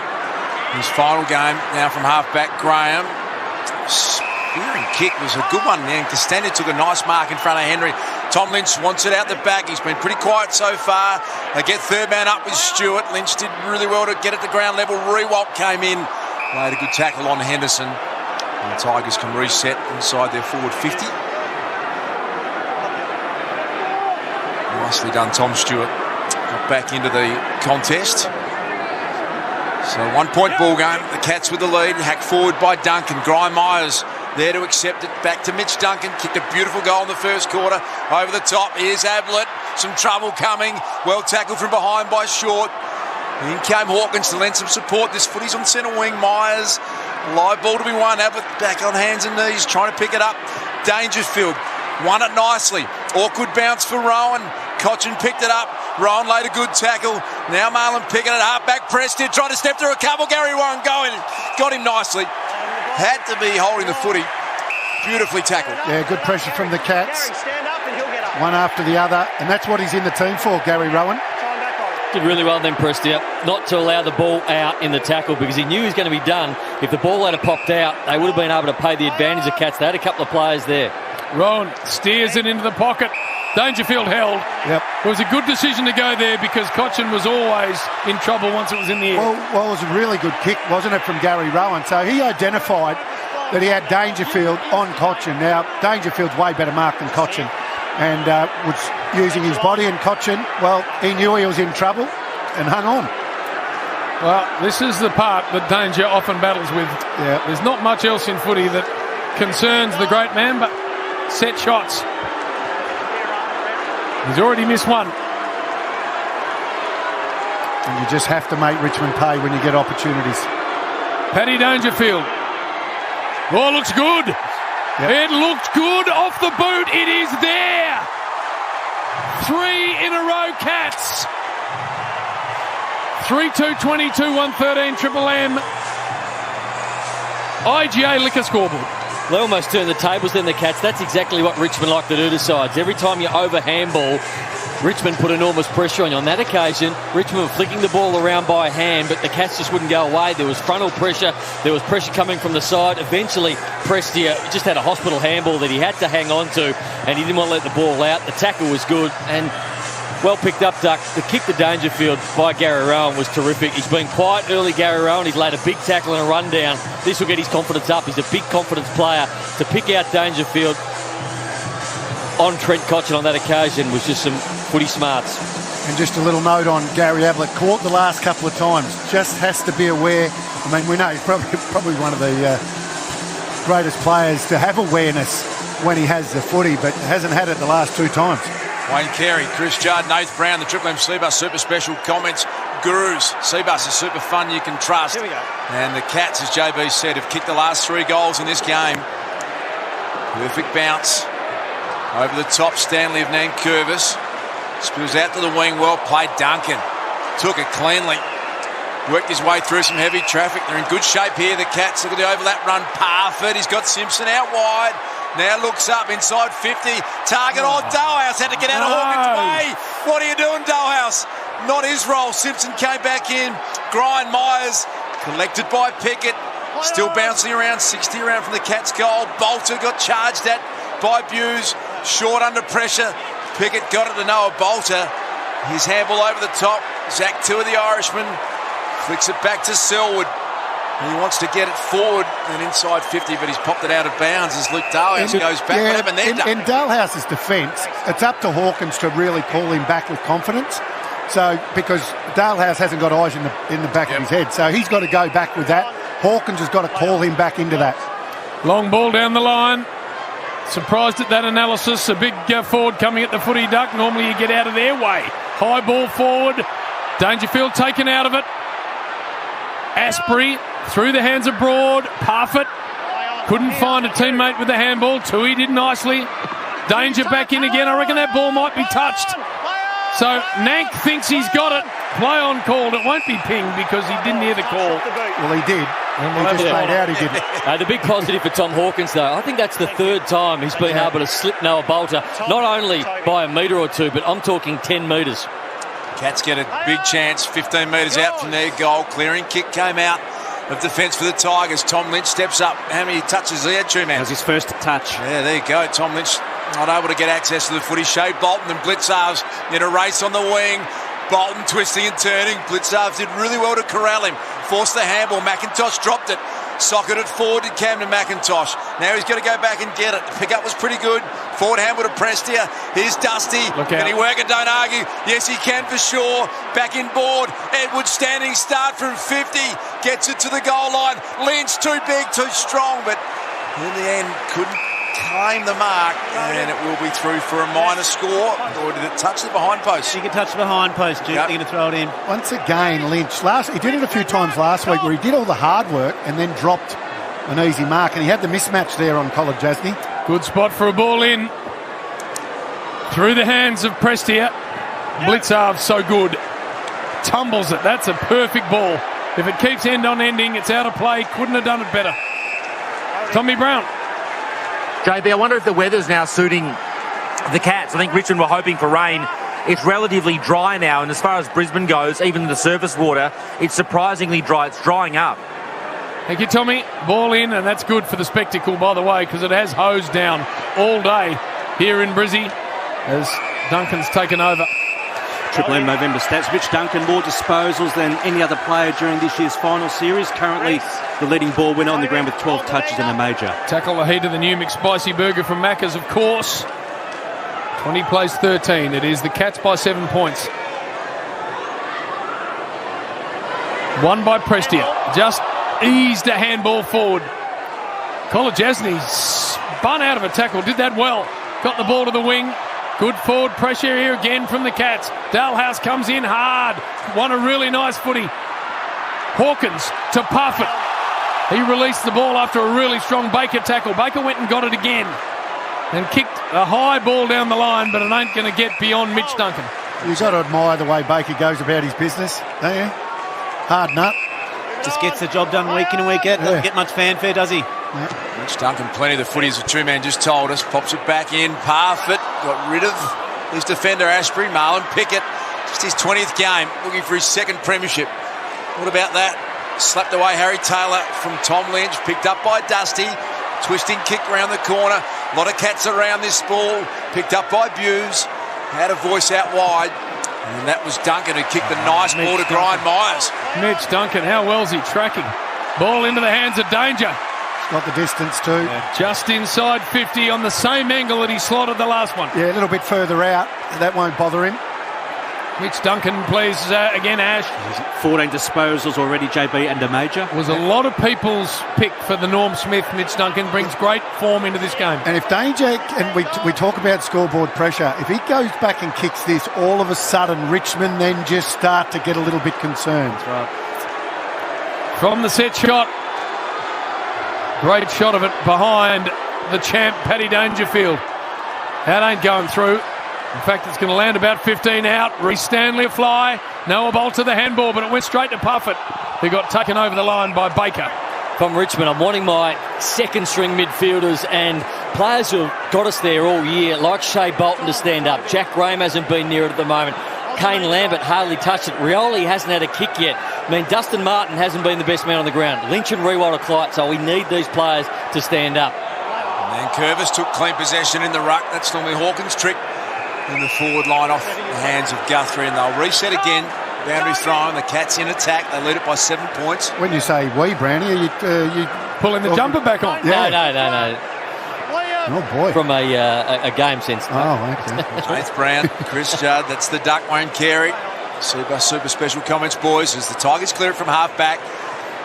Coming through, look at the hands of Tom Stewart. How clean And precise was that. Rowan got underneath the footy. Tiger numbers get back into the goal line to defend Pickett. Got it to Broad. Look at the pressure from Dangerfield. He's created this goal. Myers picks it up. Got to kick the goal. Ryan Myers, he's missed an absolute sitter. They're the one-stars. You just have to nail those opportunities.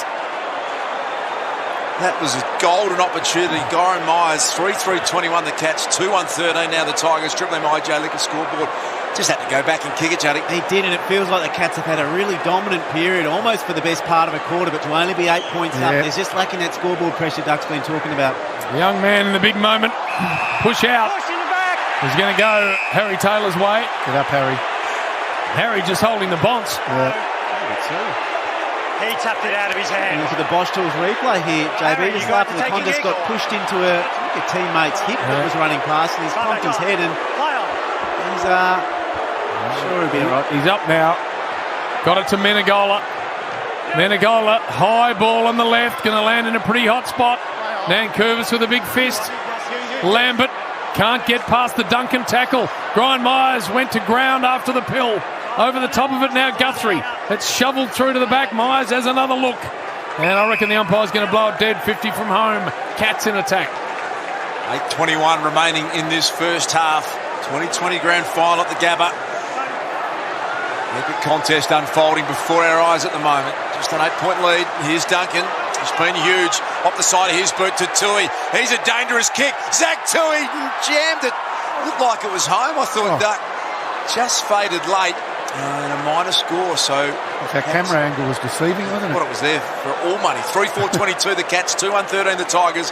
Triple M IJ Liquor scoreboard. They're rattled, the Tigers, at the moment. They're not clearing the area with any of their stats at the moment. They're getting the ball in stoppage work or under pressure. It's only going 10 or 15 metres straight back to Geelong. 5 of the last scores for the Cats. They've just got to make it count in the major column.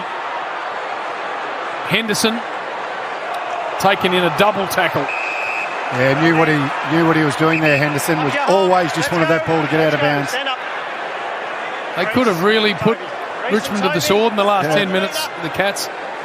They've let them back in with inaccuracy. 3-4 plays 2-1. Simpson just couldn't get the handball through. Stanley, boot to ball. Gets past Dangerfield, but no one actually wants to possess it. Then it's slapped into the path of Dalhouse. High ball from him. Dangerous one, Danger coming back, couldn't hang on. Ablett tries to lay a tackle. Broad with the clearing ball. That's out in the full. So Dalhouse will bring it in. 50 from home. They are just pounding away at this Richmond defence. They have to get a 6-pointer, the Cats. Luke Dalhouse. 12-2 in this quarter, inside 50s for the Cats. Set up ball and easy to kill. Another behind. 3-5-23. Cats by 10 points. And that's a nothing kick. It was a poor kick, Duck, wasn't it? They needed to be 20 metres out from goal, where if they did spoil it back towards the goal, they had an opportunity to run onto it. On that occasion, it was just too easy for the ruckman to get it through. Frustrated looking Damien Hardwick looking on with the margin only 10 points. Harry Taylor again, he's been very, very hard to play on in this final series. Buse wrapped up in a Pickett tackle and rewarded. Geez, Geelong are winning the ground level contest at the moment. I thought Richmond dominated probably the first 10 minutes, but since then, Geelong ground level has been outstanding. Marlon Pickett has handed it to the man on the mark. Can you believe that? No. It's just almost a fresh, airy handball straight to Buse, and now we'll have a boundary throwing. So for Triple M IJ Liquor scoreboard, IJ Liquor proudly independent, 10-point lead to the Cats. They've dominated really, but that margin, as Duck, Juddy and Nath point out, isn't anywhere near what it should be. Blitzov's down. Prestia got it. Pickett off a step, down the line ball. They've got a 1v2 here, the Cats. Harry Taylor. Nice handball to Stewart. Stewart off a step. Dangerous ball. They got to win this here, Geelong, because Richmond are there in number. Simpson got a nice calm head on in this young man. That's not a great ball. Pickett's had it broken up by Selwood. Selwood on the left just wobbles it to half forward. Bashahuli been very quiet. Shovel it back to Bolter. Defensive 50, kicks it straight to Selwood. They've got the wobbly boots on. You can see, and it's amazing, isn't it? You start to really pressure them, and they're starting to make some really basic mistakes now, the Tigers. Short ball to Brian Myers. He's 51 from home. He goes underneath the man on the mark, and Menegola, 35 out, has taken a simple hit-up mark. And you've got the likes of Bashahuli in the background there with his hands up saying, what is going on? So Must kick this. And Bolter, he's just got to, well, don't get your ambitions mixed up with your capabilities. He's just got to drive that one out. He's not a short pass man. Sam Menegola has to convert from this set shot. 7-2 on the year. Set shot kicker. Coming off a best on ground performance. And that is going through. Oh, they've got this one by the pill bag at the minute, the Cats.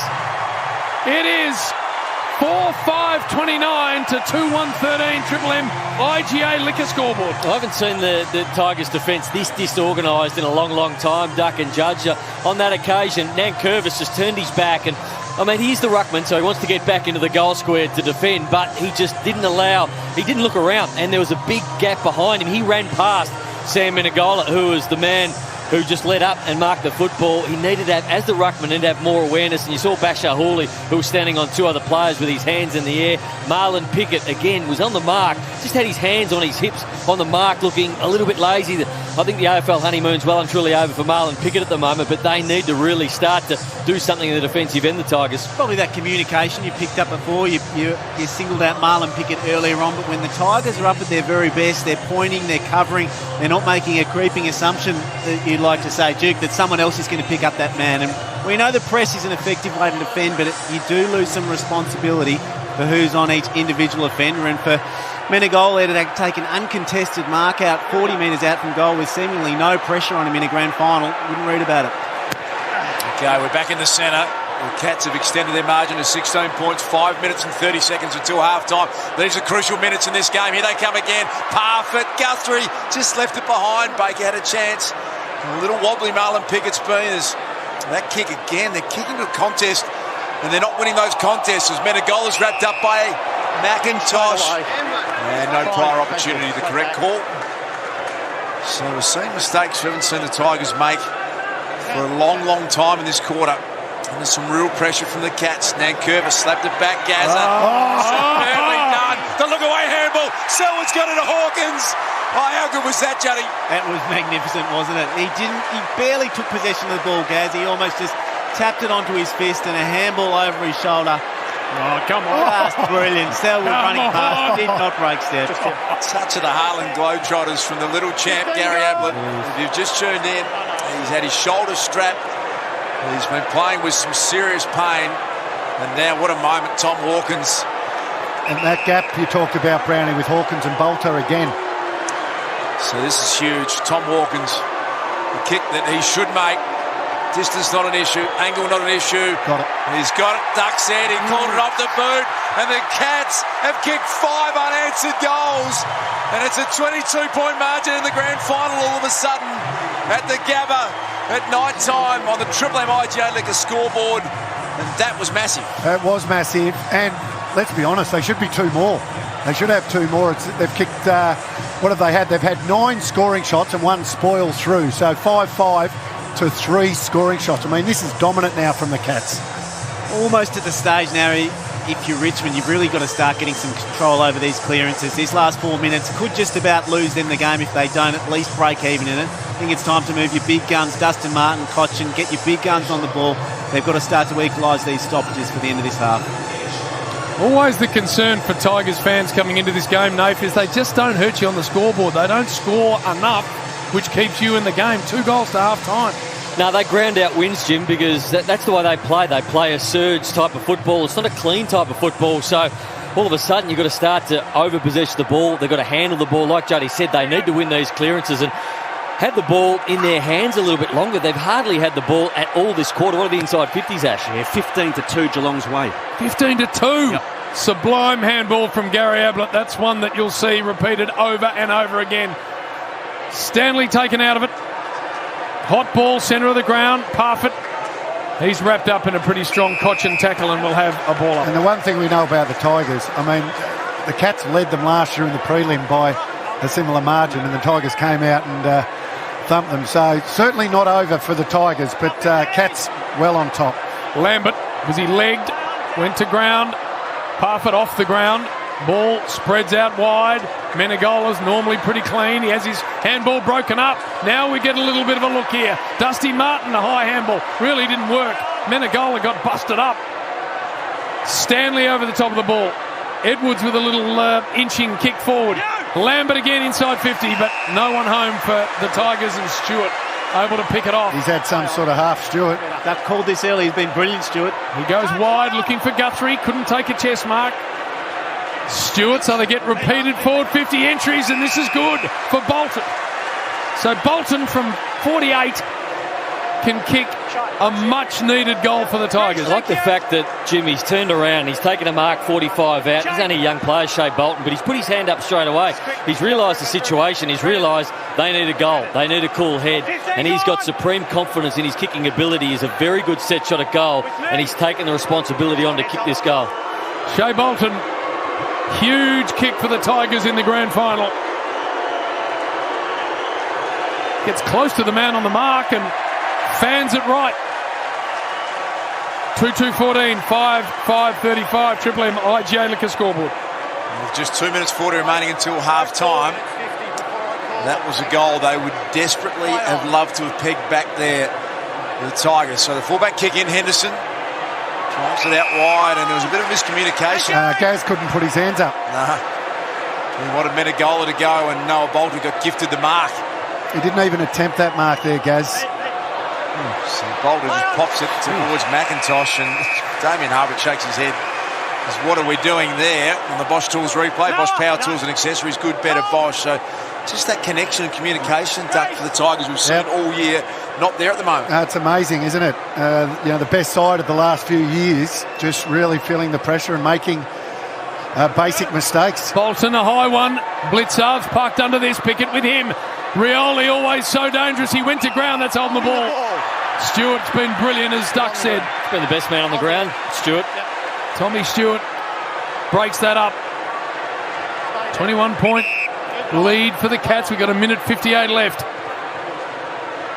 High and wide goes Stewart, and Broad's able to smash it with a big fist. And over the line, that's Stewart.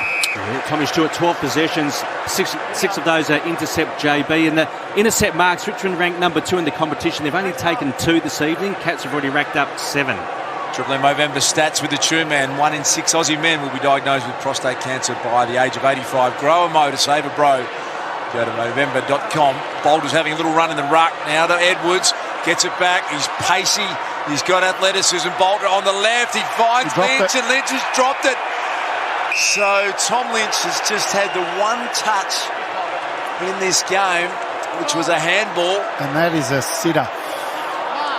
If you drop one of them in your whole career, it's one too many. Just don't see that from that man, JB. They have not gone well in this half, the Tigers. Henry able to pick it up, but he's kicked it out in the full. So they will get, with a minute 20 left, the ball back inside forward 50 here, Richmond, and they have to find a way to get one through. 21-point lead, Cats. Long ball, top of the square. It's worked to the front. Dustin Martin, the fend off, and he has kicked a goal. It came to the champ to fix things up for his club, and Dustin Martin has slotted the Tigers third. 3-2-20. Cats 5-5-35, IGA Liquor scoreboard. They needed something, didn't they? They needed a bit of magic, and Dustin Martin has just provided it. The Cats got the fist out, but it was a dangerous spot to fist that ball back in. It was 20 metres out from goal. They fisted it straight back in the arch of goal, and Dustin Martin had to take it, had to put the fend off. That was brilliant. Snap across the body, and now that will lift him just before half-time. Had no right to kick that goal, Dusty, did he? By the time he got the ball, he was already being tackled, managed to stick the arm out, surrounded by players, getting pushed towards the boundary, managed to get the ball away from where the momentum was making it travel.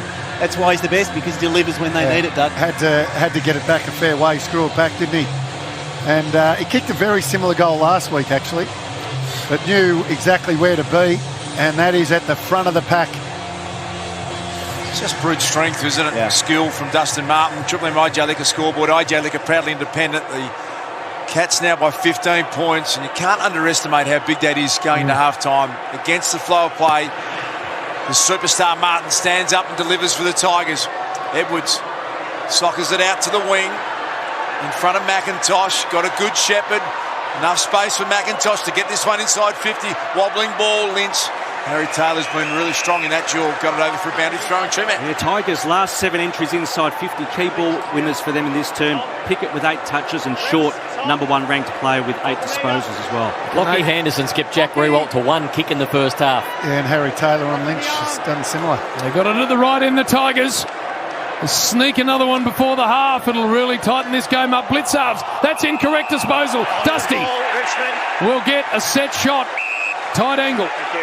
When you want your big players to stand up, this man has delivered and he needs to go back and kick this. He's a wonderful set shot at goal, Dusty, but this would be a great one too. There were 3 players around that footy and they all saw Dusty and said, no, you can have it. It's wonderful. He's been superb in the last minute or two. 11-3 set shots for the year for Dusty to kick 2 in a minute and drag single-handedly his club back into a grand final. He's going to go with the outside of the boot. Oh, no. Hit the wrong side. He's actually centred the ball. Might still work. To his hands. Stewart a thumping handball. When he got 15 seconds left, everything's got to go right. And out of play with 11 seconds left. That's extraordinary. Well, and that's the thing. When you're kicking a banana or a check side from that far out, you have to hit it really hard. So the chance of doing that is obviously much more. Unusual decision, wasn't it? From that range and that distance. Yeah. He's the sort of player that would flush it and nail it. 6 seconds remaining. Time for a goal. The Tigers are in their forward 50. Lambert steps around. Spills out to Edwards. Here's a goal coming up with Preston. Can get access to it. No, he couldn't, and the siren sounds at half-time. And we have got something special for you in the 2020 Grand Final. 15-point lead at half-time to the Cats.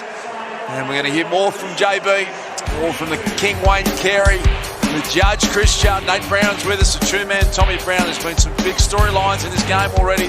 We'll give you all of that at half-time. It is the Cats by 15 points at half-time in the grand final. It's thanks to McDonald's. Triple M rocks footy.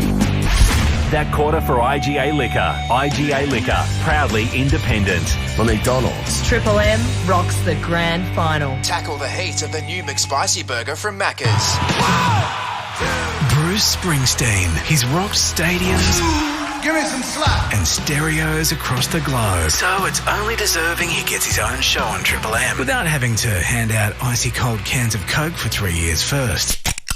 From his home to yours, I want to thank you for spending this time with me. Bruce Springsteen and E Street Radio. This one goes out to all the folks we love. Tonight after the footy on Triple M. Did you hear the latest with Ben? So juicy. Speaking of juicy, Macca's new chicken McPieces are so juicy and tender, and their chicken salt shaker fries are so crispy. And if you want Macca's new chicken menu. Too good to keep to yourself. Available after 10:30am. It's time to cut the cord. Check out the new 18-volt bi-turbo brushless range from Bosch, delivering up to 2,000 watts of power on a single Procore 18-volt battery. Bi-turbo brushless gives you industrial power on your 18-volt tools. Backwards compatible to the full Bosch 18-volt battery platform, the bi-turbo range delivers maximum performance to your job site. Available now at Total Tools, Bunnings and other retailers. When it comes to protecting your valuable machinery or vehicle, there is no better choice than Fuchs Lubricants, Australia's largest manufacturer of lubrication products. Fuchs' superior customer service and product range covers everything from automotive and agricultural through to manufacturing and mining. To find out where you can find the latest oils and greases, proudly Australian made using German technology and Australian know-how, head to fuchs.com.au or call 1800 1800 13. Installery.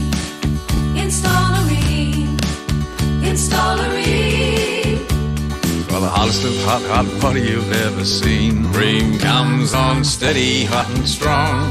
It just keeps on and on. Ream's been proudly manufacturing here in Australia for over 80 years. Installery.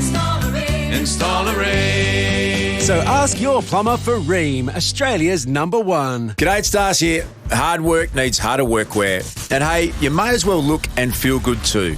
Hard Yakka's new Raptor Active range of work shorts and pants nails all of the above and then some. Yeah, they look good, but they're also durable and comfortable with breathable ripstop stretch fabric that makes them perfect all year round. And the final kicker, they're sustainably made. Go harder and longer with the new Hard Yakka Raptor Active range at hardyakka.com.au and leading stockists. Hard Yakka, get around it. Now more than ever, we need our mates. When it comes to running a business in the building industry, Master Builders is the mate you can depend on to have your back. Whether you need support with industry information, legal, building permits, OH&S, IR or training, we've got you covered. Find out how to become a Master Builders member and check out all the benefits that come with it at mbav.com.au. Master Builders, your best mate when it comes to building your business. Introducing Goat Lotto. You could win $50,000 or lots of other stuff, like this stubby holder, which none of you can actually see, but just imagine a stubby holder. You can win that. Simply buy a carton of Goat Very Enjoyable Beer, upload your receipt to enter the draw, and don't forget to watch the Goat Lotto show at 8 p.m. Eastern Daylight Time on November 11. 18 plus only. Ends November 8. Prizes drawn November 9. See goatlotto.com.au for T's and C's. Drink responsibly. How about last night's game? The team was on fire. Speaking of fire, have you tried Macca's new Fiery McSpicy? Or the seriously saucy Palmy Burger? They're irresistible. Macca's new chicken menu. Too good to keep to yourself. Available after 10:30am. To create a world first, you need to think differently. Like George Ballas, the part-time inventor, full-time dance instructor who invented the line trimmer. Guess he just wanted to cut shapes in the garden. At Ego, we're taking it even further with the world's first self-winding line trimmer. Load the line, press the button, and you're done. It's quicker, easier, and leaves more time for dancing. If that's your thing, think outside with the Ego line trimmer with power load technology. Search Ego Power Plus today. Ego. Power beyond belief. For McDonald's. Triple M rocks the grand final. It's the Cats by 15 points at half-time, and the Amy Clanger was in the first quarter. Have a listen. There's a couple of players down behind plays. There's people running to the pitching ground. on the streakers. Gonna say. During the game. I thought they were players. That's amazing. No. Two streakers, two half-wits Two dingbats. have been taken to the ground by security. How dangerous is that in the middle of the grand final? They were right next to the play too, Juddy. The closer you get to the equator, the more issues you have with the public, Duke. And this is just confirmation. While the game doesn't leave Melbourne, it stays here. And if ever you needed proof. They're a comedy act, apparently. About as funny as a kick in the head. By the way, final series, Amy's donating $100 for every Clanger stat that's registered. 10 local footy clubs around the country splitting the prize. It's all part of the Amy Clangers for Good campaign. So far, there have been 395 Clangers, bringing the total to $39,500. No matter what the tally reaches after tonight's game, Amy will top it up to $100,000. 100. Clangers don't seem so bad after hearing that. T's and C's apply before buying insurance issued by Amy. Read the PDS at amy.com.au. Juddy, I've got the headset on you. Chris Scott last week in the prelim against the Lions said after the game that he thought they should have actually put the game away by half-time. They had enough dominance in the game but weren't able to make it on the scoreboard. Obviously, they ended up running out pretty comfortable winners in that game, but you could argue they almost should have had Richmond done by half-time here. You're right, JB. They could be 5 or 6 goals up the Cats. Such has been their dominance. You mentioned Chris Scott there. I think so far this game, it's been a testament to him and how he's been able to set the team up. Every time Richmond get the ball and they're looking to kick the ball forward, Geelong have a loose player cutting that ball off. So often it's been Stewart. We've seen Lockie Henderson do it at times, Bew some other times. They've just positioned themselves really well behind the ball. Then they've been able to kick and mark the ball much more efficaciously than Richmond. We look at Richmond with 9 marks to Geelong's 31, so they're just dominating that ball use. Richmond's tackle pressure has been good, but as we know, you cannot tackle a man who's marked the ball, JB, and in that area of the ground, Geelong have just been dominant, mate. They certainly have, and they've done it through the clearances as well. Richmond have been a great clearance side through this final series, but it's been the easy nature of the clearances that Geelong have got out. Normally Richmond put this enormous pressure on, but it hasn't been there tonight. It was probably there for the first, I think, 10 or 15 minutes. Ash gave us a pressure rating update, and I think since then Richmond's pressure has really dropped off, and Geelong have really walked out of stoppages, and any time the ball has spilled out from that, I guess, 5 or 10 metre radius, it's always been a Geelong player that's been on the edge or the outer circle to easily pick it up and go forward. I think stoppages are the one thing if you're Richmond. I think the others, they can't continue to give Geelong so many loose players in their Geelong's back line, Richmond's forward line. So you've got to work out a way to equalise the numbers. We know Richmond play their best when it's a messy game of football. They're not being able to play messy at this stage because Geelong is setting up too well. Right now you've got Marlon Pickett at half forward going up to a wing. Then you've got, obviously, Shea Bolton coming up from half forward on ball. You've probably got Rioli coming up on ball as well. So that empties out your forward line. And then Tom Stewart goes, OK, these blokes aren't dangerous. They're not getting a hell of a lot of the ball. Bolton hasn't really touched it. Marlon Pickett hasn't touched it much. And Castagna hasn't really touched it. So he just drops off and he sees it all unfold ahead of him. And his positioning in that first half has been A1. It's an easy role to play, that loose man in defence, but if you don't position yourself well, the ball can go past you with good sides. Richmond are the best at it, but he's been able to put himself in the position to be most effective. Lynch, 2 possessions and Revolt 1, so they're getting nothing from the 2 big power forwards, the Tigers. It looked really grim halfway through that second term for the Cats, Juddy, and then the great, and we use this sentence or that word too often, I reckon, but you can certainly say the word great about Dustin Martin, and he almost single-handedly dragged his club back into it. And people sometimes get annoyed about how much we and other commentators rabbit on about Dusty Martin, but he carries such a huge weight of expectation into this game, and time again when they need someone to deliver, it's him that changes the direction of the game. We spoke about the crumb where he was getting tackled by Kolodjasny as he crumbed that ball in the middle of a forward line surrounded by Geelong players, but he was able to collect the ball, push off Kolodjasny, wrap the ball around his body. He delivers time and time again, and without that Dusty Martin goal leading into the halftime break, it was hard to see a way out for Richmond Footy Club. Oh, we like some objectivity in the Triple M coverage, so we're going to Bill Brownless in Geelong. Fat! Oh, we're happy, Jim. We're keeping a lid on it. Very nice first half for the Pussycats. Now, just a bit of missing. Graham Myers just hurrying with that set shot, and a couple that they just got a little wrong, Fat. Otherwise, you could have been 30 points up. Yeah, could have been. What were we up at half-time? I'm trying to think in the prelim 21. last... What? 21. 21, righto, so we're 15 up now. So, no, very nice. A very good quarter, I thought. Loved Mitchie Duncan, been outstanding, and Tommy Stewart down back. The skippers led from the front. But you're right with Dusty. He shouldn't have kicked that goal. There's no way you can kick that goal. You got blokes hanging off you. He looked very dangerous, but we're just keeping a nice little lid on it down here in G-Town.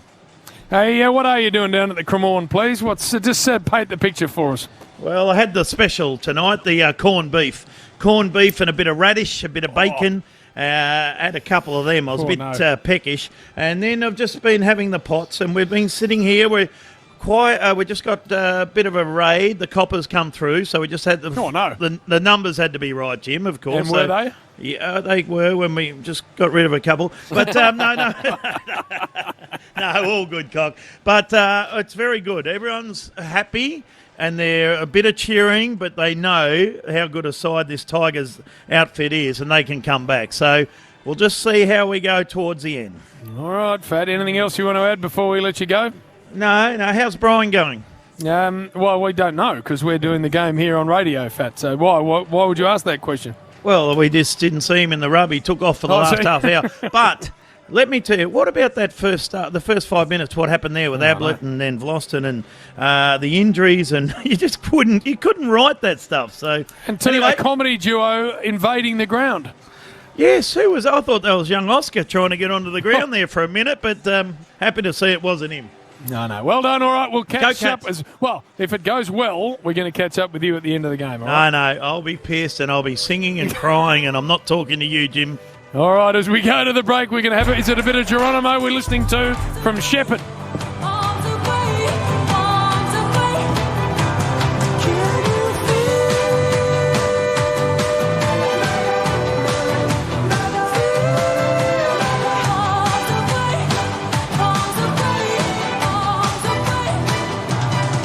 Well, we rushed it, moving way too fast, and we crushed it. But it's in the past. We can make this leap through the curtains of the waterfall.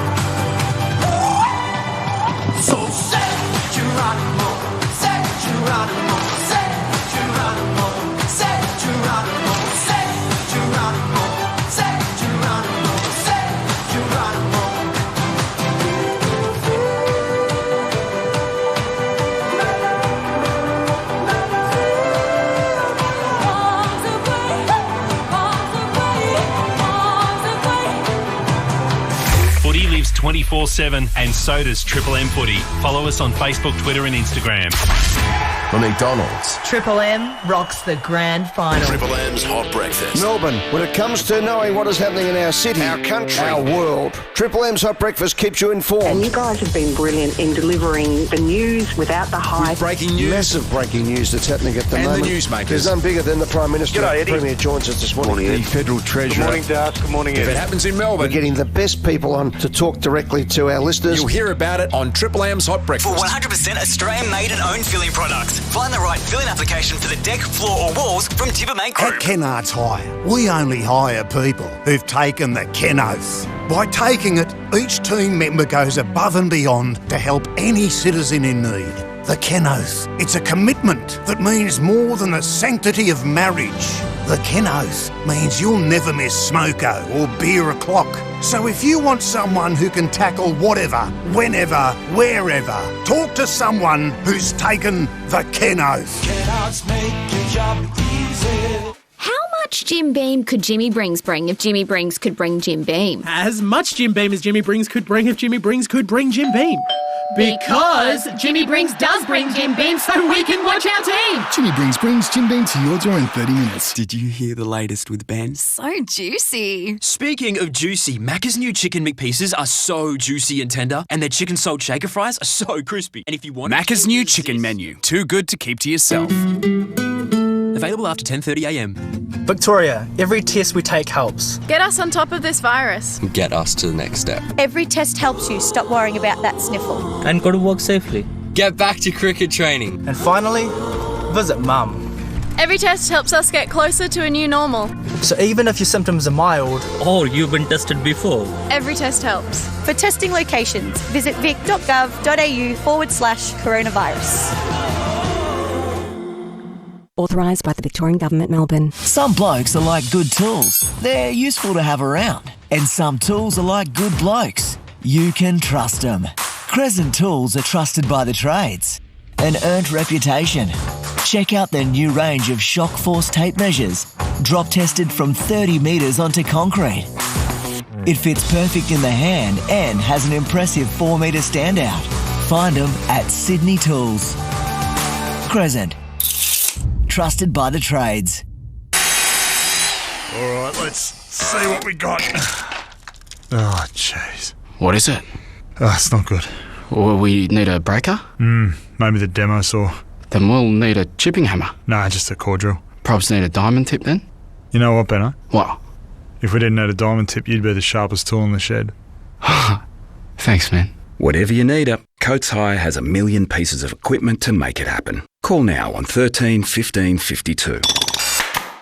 G'day, it's BT here. Now these days, AFL is my life, but it wasn't always that way. Did you know that I actually used to be a plumber? How about that? So I know the importance of hot water that comes on steady, hot and strong. Now more than ever, with over 80 years of manufacturing in Australia, Rheem has been building Aussie tough water heaters for Aussie families and Aussie conditions. Ask your plumber to install a Rheem, Australia's favourite hot water.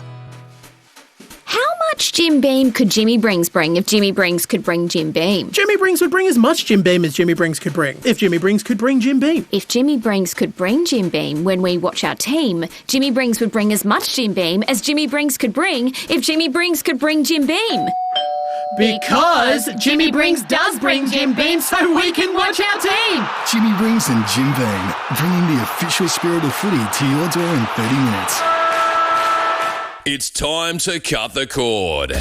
Check out the new 18-volt bi-turbo brushless range from Bosch, delivering up to 2,000 watts of power on a single Procore 18-volt battery. Bi-turbo brushless gives you industrial power on your 18-volt tools. Backwards compatible to the full Bosch 18-volt battery platform, the bi-turbo range delivers maximum performance to your job site. Available now at Total Tools and selected Bosch retailers. For McDonald's. Triple M rocks the grand final. Half time in the 2020 AFL Grand Final sees the Cats lead it by 15 points, and thanks to McDonald's, all this footy making you hungry. Dig into Macca's new 100% Aussie chicken burgers like the seriously saucy palmy burger or the fiery McSpicy duck. A burger so hot it'll bring tears to your eyes. Now that's too good to keep to yourself. Get involved in some Macca's at half-time. We're going to hear from Duck shortly. We just heard a bit of Shepherd at half-time. Night-time looked spectacular. I loved it. Tommy Brown is inside the Gabba. Plenty of news, Tommy, at half-time. Yeah, so I reckon the big story about that halftime entertainment, it was visually spectacular. There were about 600-odd volunteers, mainly kids with these white balls that changed all sorts of different colours. The music was good. And in the crowd, an activation where everyone wore light watches, 32,000 of them. I think there was 1,100 activations as part of that. And it was just a spectacular sea of colour. And we talk about things like collective bargaining and money in football and all the rest of it. That was broadcast right around the country. It's a record length halftime, about 28 odd minutes. It's called prime time for a reason. It's got the most eyeballs. I know tonight's all about now this second half, which I can't wait for, but just from a halftime perspective, there's going to be mass discussion now about whether we ever, in my opinion, go back to a daytime grand final, because that's the exact type of thing, albeit with constraints, the AFL and entertainment type people talk about in terms of how good that can look on television at night. Back on the game, Vlossen, I saw him walking the boundary line before. He's A-OK from a general perspective. Clearly, he won't take further part in the game with those much better concussion protocols these days. But just in terms of the way he is, he actually looks relatively okay. No doubt he'll be feeling it, but that's an update on him. In terms of danger, well, he's copping a bit from the Tigers fans after that incident tonight, which I guess is fair enough. That'll be assessed on its merits, but it's certainly not bugging danger, as I just saw Steve Hocking walking across the ground after that as we speak. In terms of the protesters earlier, he couldn't have written the first 5 minutes, could you? It was a comedy duo, Marty and Michael. There was some talk they might have been protesters. The police up here were warned about some potential protest activity tonight, but they're going to cop an absolutely massive fine. I'll check on that in the second half, but I think it's in the tens of thousands of dollars. And just back on that halftime entertainment, organised in part by Tony Cochran, who's the chairman of the Gold Coast Suns. And as I said, I think it's going to create a lot of discussion about the fixturing in this night grand final. Good on you, Tommy. Plenty to discuss there. And I'm with you, Tommy. I think the nighttime grand final, something that can be very hard to overlook, Duck, going forward. Here to stay forever? I think so, Duck. I just can't imagine you'd go back. Just don't see the need to. I just think that provides so much more entertainment, so many more people watching it, Duck. That's my personal view. I'm not sure. You're not sure? Not sure. Enjoyed tonight, and I agree. It's a great spectacle with the lighting and everything else, but not sure it'll stay forever. All right, 15-point lead at half-time to the Cats. Goal from Dusty Martin. Quick word, Duck, before we get to the next break. Well, clearly, Cats in control, does. All right, we're going to come back with more from the King Wayne Carey, more from Chris Judd, more from Nate Brown, some news to get through with Tommy Brown, the True Man and JB. Huge second half. The Cats lead it by 15 points. It's thanks to McDonald's. Triple M rocks footy. Miss any of Triple M footy across the weekend? Catch up now on the Triple M app. The McDonald's. Triple M rocks the grand final. And as you know, Cbus is an award-winning industry super fund run only to benefit members, not shareholders, Doug. Yeah, they're always putting their members' interests first, and it shows. Yes, Cbus, my super option, has returned an average of 8.98% over the last 36 years. You'd take that every day. Yeah, absolutely. Switch to Cbus today at cbussuper.com.au. Past performance is not a reliable indicator of future performance. To consider if Cbus is right for you, go to cbussuper.com.au for a PDS. Melbourne, it's time to win another premiership. Yes! Yes! We won the netball and, of course, the footy. The Vicks are on fire! And now the Melbourne Storm are going to squash the Cockroaches. Beautiful try to the Melbourne Storm! Our Storm take on the Panthers. So while Penrith fans might be able to go to the pub after the game, their drinks will taste like defeat. Join us tomorrow from 6 for Ream and McDonald's. Triple M rocks the NRL Grand Final. Did you hear the latest with Ben? So juicy. Speaking of juicy, Macca's new chicken McPieces are so juicy and tender, and their chicken salt shaker fries are so crispy. And if you want Macca's new chicken menu. Too good to keep to yourself. Available after 10:30am. Hi, Rodney Jane here. Bob Jane T-Marts have the biggest range with the best deals. Buy 3, get 1 free on selected performance tyres from Bridgestone and Yokohama. Up to $100 instant cashback on a huge selection of passenger, SUV and 4x4 tyres from great brands. With Australia's largest tyre range from $59, best tyre price guarantee, and the biggest wheel selection, we'll look after you. T's and C's apply. Head into IGA Liquor for incredible footy finals deals. Grab a 24-pack slab of Carlton Draft for only $46 or a 10-pack of Woodstock Bourbon and Cola for just $32. Only at IGA Liquor until Tuesday, November 3 or while stocks last. Drink responsibly. This is the sound of old school thinking. This is the sound of so much more. Think outside with award-winning Ego Power Plus cordless outdoor power equipment. Our innovative 56-volt arc lithium battery delivers all the power of petrol without the noise, fuss or fumes. Plus, if you spend over $800, you'll get a free battery. And the more you spend, the bigger the battery you'll get. Search Ego Power Plus today. Ego. Power beyond belief. T's and C's apply. Installery.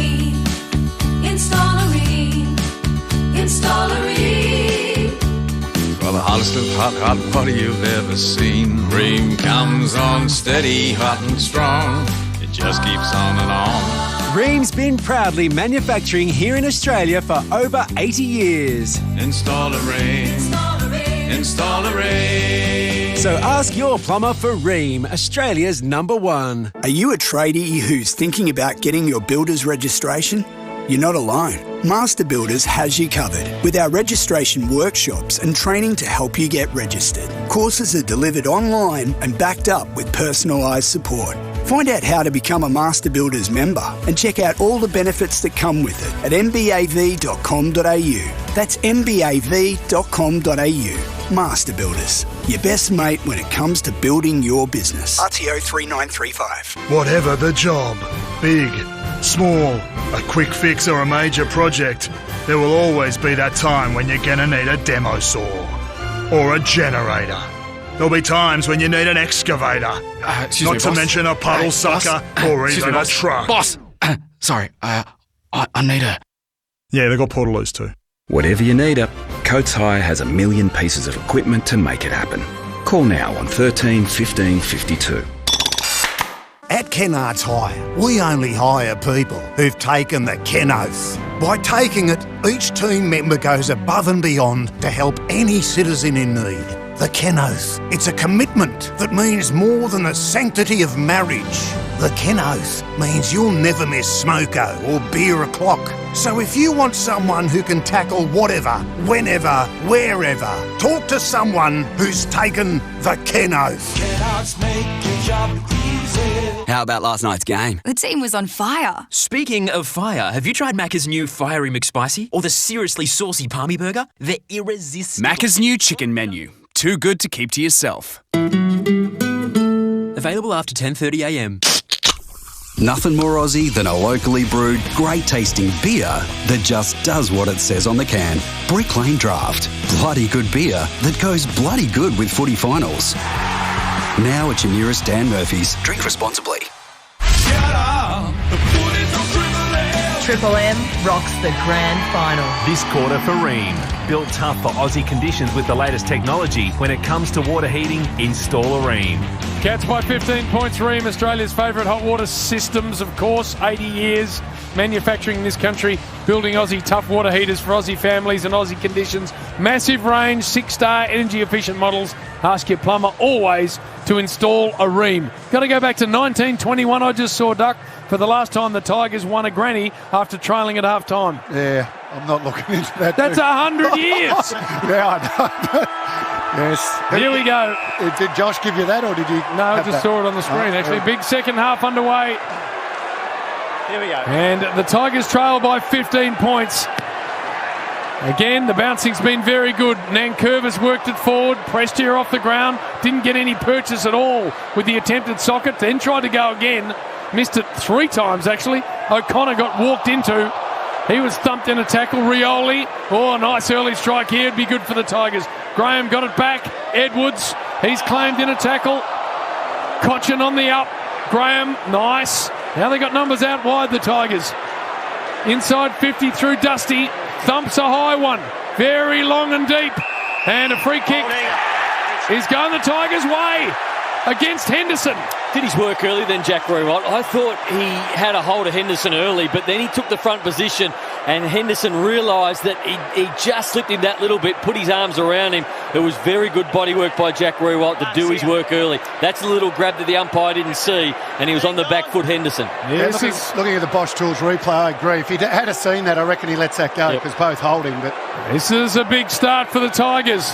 Drag it back to 9 points. They've kicked the last 2 goals of this game. Jack Riewoldt gets his first, just his second kick. 4-2-26, 5-5-35, Triple M Ream scoreboard. Well, we criticised Richmond in the first half, often when they were entering their forward 50, and instead of banging it long, giving their big tall forwards a chance, they were chipping it wide out towards the boundary, often to 2v1s. That time Dusty Martin had the ball 70 metres out from goal, just put it to that dangerous space 20 metres out from goal. In the end, Jack Riewoldt had a one-on-one. He hasn't had many of them, neither's Tom Lynch, but we know that when they get those one-on-one opportunities, they are as dangerous as any tall forwards in the competition. So Richmond need to learn from that. They need to give their big tall forwards a chance, and when in doubt, they need to bang the ball long to that 20-metre arc instead of kicking it wide out towards the boundary. Triple M Movember stats. The Tigers now last 10 entries inside 50 for 2 goals won. They've had 6 out of the past 8 clearances. Remarkably, this game back to just 9 points.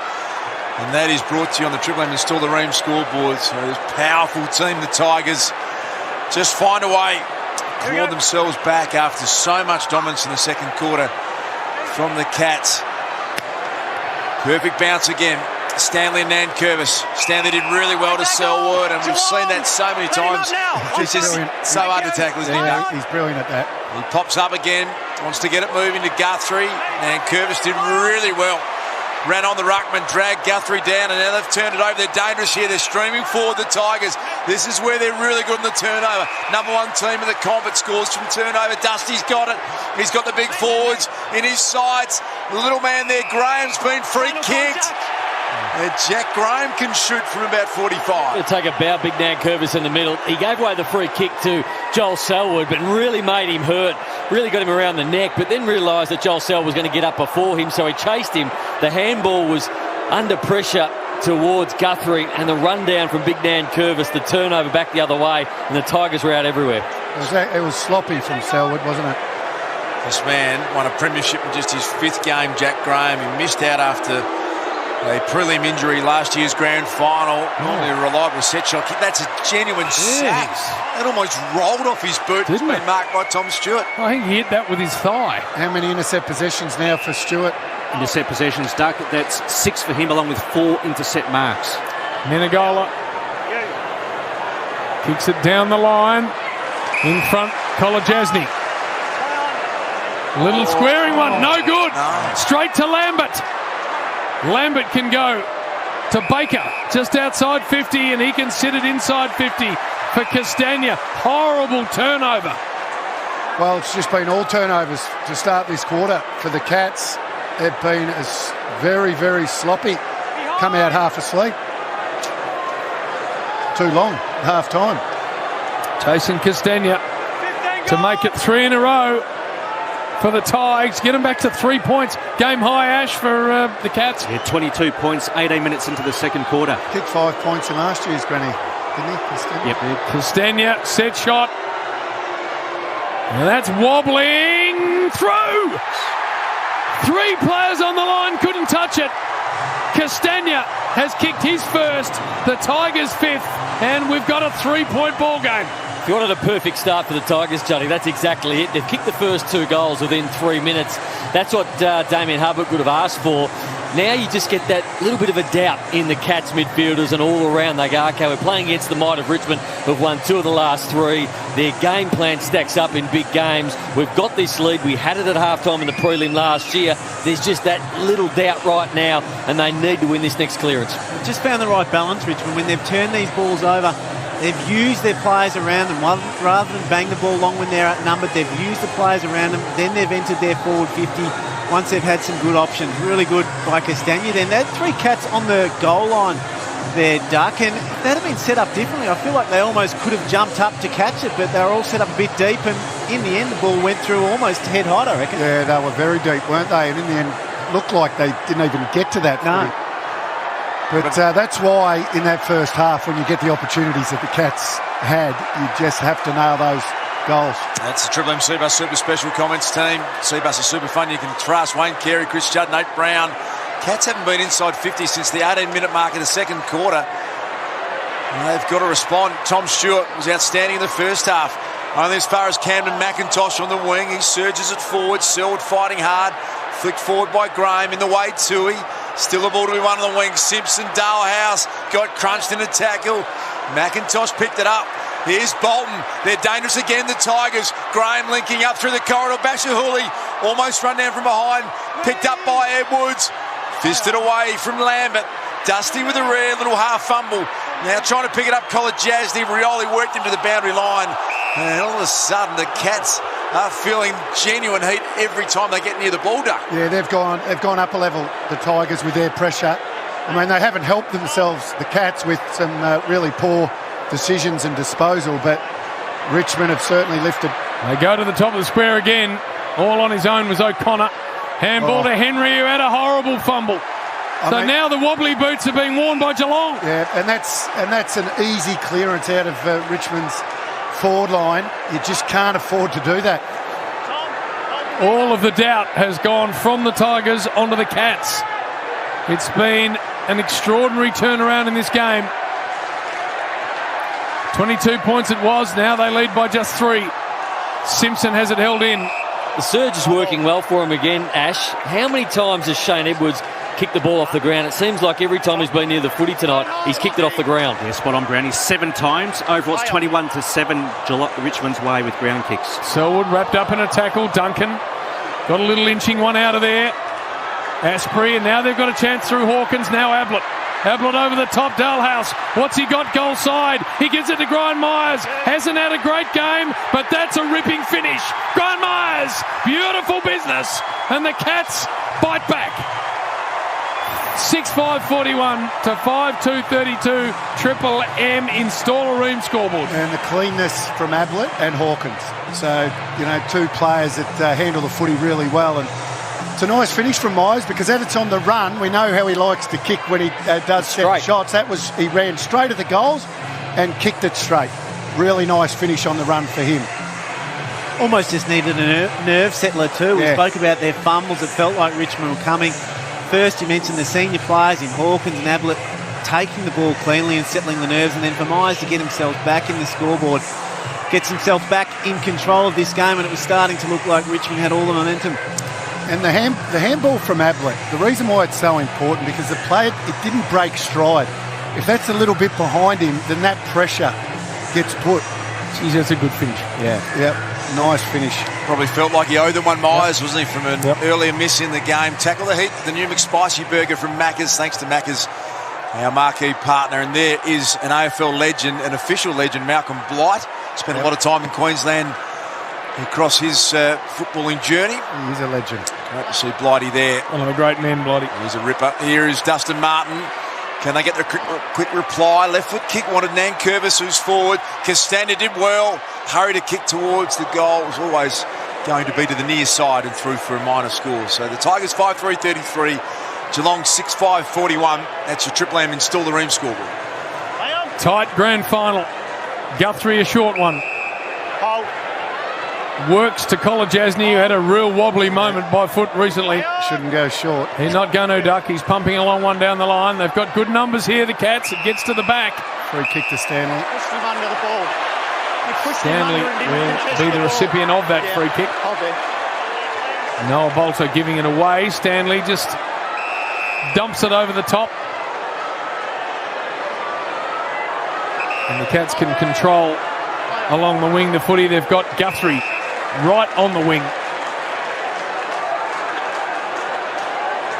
Really has hosed down in Brisbane all day, but the weather has settled down for this game. We've now got beautiful footy conditions. Hawkins just couldn't hang on. Dalhouse taken high. He did slump in the tackle, but he was taken high, Luke Dalhouse. Well, that's 50 from Graham that ran straight through the protected area. So where does he go with this?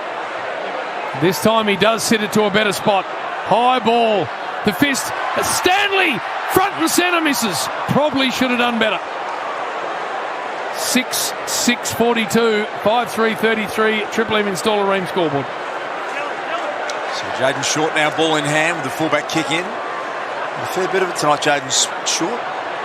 Out wide, placed it beautifully from McIntosh, so that's a really easy clearance. They get it to half forward. Lambert had a good play on the ball, but Lockie Henderson's been pretty strong tonight. Really done a pretty good job so far, Juddy, on Jack Rubolt. He's had a brilliant 5 or 6 weeks. Had a really good year, full stop, Duke. And even that spoil there, it looked like Lambert was going to take that uncontested, but Hendo just willed himself on the game. So the margin 9 points. Dan Curvis tried to manhandle his way into the ruck contest. Dusty Martin lurking and got it out to Prestia. Beautiful overlap run provided by Short. Now a good chance out the back. Castanier's going to take the mark. Oh, O'Connor, he stole it out of his hands. Then he fell over. Harry Taylor came in. Superb defensive effort from the Cats. There was a certain goal coming up, but there came Shea Bolton from nowhere. I thought they were out. Bolton goes short as he cocked it up. It's all happening. Kane Lambert's taken the mark. It was about an 8-metre kick, I reckon, but Lambert has claimed the mark. Well called, Duke. It's not 15 metres. Not even close to 15. Not. Mind you, brave umpire. If you call him that in the... Well, you just got to say play on to that. That's nowhere near 15 metres. Chaos happening everywhere there, and the Tigers, as a result, have an opportunity to cane Lambert. What a player he's been. Top 3 finishes in their best and fairest, 2017, 2018. He just does the job for them. They need him to step up and kick this goal, and Lambert's done it. Kane Lambert kicks the goal. And we're back to a 3-point ball game in favour of the Cats. Triple M install the room scoreboard. What I've enjoyed, Duck and Judge, has been the move of Noah Boulder into the ruck. I thought that Nankervis was being beaten early, and I just think he showed some real aggression. He was getting beaten up by Tom Hawkins at full back, and Tom Hawkins clearly won that role. But since Noah Boulder's gone on the ruck, I think Richmond have benefited from the clearance work. Good call, Nat. Yeah, they have, Brownie. Thanks. 4 of the last 5 of this game have the Tigers. Bosch Tool replay screen. Bosch Tool, power tools, by the way, and accessories, good, better Bosch. And again, Martin involved, extricating that ball out of the stoppage. And they look dangerous now. The Tigers, they didn't for much of the first half. Just not seeing many of those Geelong players sag off and take uncontested intercept marks, this quarter. They seem to be able to equalise those numbers. It really has been a case, though. I mean, Geelong have been their worst enemy because you see their Buse, who butchered it. We saw Colin Jasny butcher one this quarter. Cost 2 goals just from easy kicks that they should be able to make. Back in the middle. 42-39. Blitzarves underneath it. Duncan got it back to Blitzarves. Handball now to Guthrie. Quick release kick. Bouncing inside 50. Myers and Dalhouse go to work. Now Blitzarves gets clear. No, that's on the ball. Great tackle short. It's another example there from Dalhouse, just giving a handball he didn't need to give. He could have put that ball to the top of the square or even had a shot himself, but just giving it to players under more pressure than what they're under. That is a huge tackle from the little man Short on Blitzarves. Big moment. Halfback kick down the line. Tom Stewart went for the mark. Zach Tui was well tackled and they fist it forward. There's Noah Boulder getting involved. Here come the Tigers with all their pressure game, really stepping up. They're going beautifully at the moment, Two-Man. Yeah, their pressure rating this quarter at 210. AFL average is 185. But Jaden Short, number 1 ranked player on the ground, 18 disposals, but also throwing 4 tackles and 6 intercept possessions. They are now back in control of this. You get the sense the Tigers, what have the Cats got? Selwood reefed into the ground. Duncan tried to get a little handball forward, couldn't. Tui. That's a touch ball, so we'll get play on here. To the back, Rowan has not seen the footy. And the ball's out. Only 1 possession for Gary Rowan, JB, from 2 losing grand finals. He's only averaged 6 touches and kicked 1 major in total. And Paddy Dangerfield hasn't had a touch for a long time either, Ash. Dangerfield very quiet. He's only had the 8 possessions, statless this quarter. On the ground, picked up by the Tigers, sliding towards Shea Bolton. Kick off the ground, he's out in the full. By the way, suicide rate for young Indigenous men 25 to 29 is among the highest in the world. Grow a Mo and save a bro. Go to Movember.com. Lockie Henderson at half back. Just needed to steady here, the Cats. Really been jumped in this second quarter. They still lead it by 3 points, but the Tigers have responded as you always knew they would. Marlon Pickett cut. Well, he did keep it in the end. In fact, off hands. And on true centre wing, we have a boundary throw in. Great effort, Nate Brown from the Tigers. It has been, Duke. They've fought their way back into this, and it's been on the back of the pressure rating that Ash just said. They've won the clearances. Dan Curvis and Noah Bolter have both stepped up. Dustin Martin's been outstanding. So now play on the ball for Prestia. The surge game is on here, Tui. He has to kick it hurriedly down the line. Parfitt's had a pretty quiet afternoon. And came Basher Hooley. Jaden Short has been outstanding. Wobbles this kick to half forward. Bouncing ball. Reebok tries to slap it on. Martin picked it up. Dusty with it outside of the boot. Bouncing towards goal. Yes. Oh, you champ. Yes. He just does it every time, Dusty. He's got two. And the Tigers are in front. What about that? He's eyeing off an unprecedented third Norm Smith medal. And you wouldn't count him out from here. Triple M install the room scoreboard. Tigers by 3 points. Well, if they stop the game now, Duck, Dusty Martin would have to be in strong contention for Norm Smith medal material. 2 goals, 315 metres gained, 16 touches. He's been brilliant, but you mentioned the Geelong big guns. The last 28 minutes, Duncan, only the 3 touches. He started brilliantly, Duncan, and he's been in ripping form. Paddy Dangerfield hasn't had a touch in the last 28 minutes, so we've seen Dusty really take his game to the next level. Geelong need to answer with some of them big guns now. Whereas Richmond kicking around the corner in that first half under pressure, every time the Cats get the ball now, they seem to be kicking across their body with a Richmond player bearing down on them. They're not getting enough purchase on the footy. That time it was Zach too. He kicked it straight back to the Tigers, and that's the result. He's been involved in everything in this third term, so kicked one himself. How many score involvements in this term, or chains, that he's been involved in, Dusty? 3 score involvements, Duck. Yeah, so premiership quarter, they call it. 5 of the last 6 goals in this game for the Tigers. Must answer now, the Cats. Selwood goes charging through, gets boot to ball, and there's a free. Joel Selwood on the 50, Back here. So he caught one high, Jim. But it's on the 50. How can it be all the way back on the 50? It's a late call, I reckon. I reckon they called it for an earlier incident. Just there. Oh, yeah. He kept running with it. Yep. The ball will have to come back, and if he's going to have a set shot, he'll be kicking from 50. So it'll take everything he's got.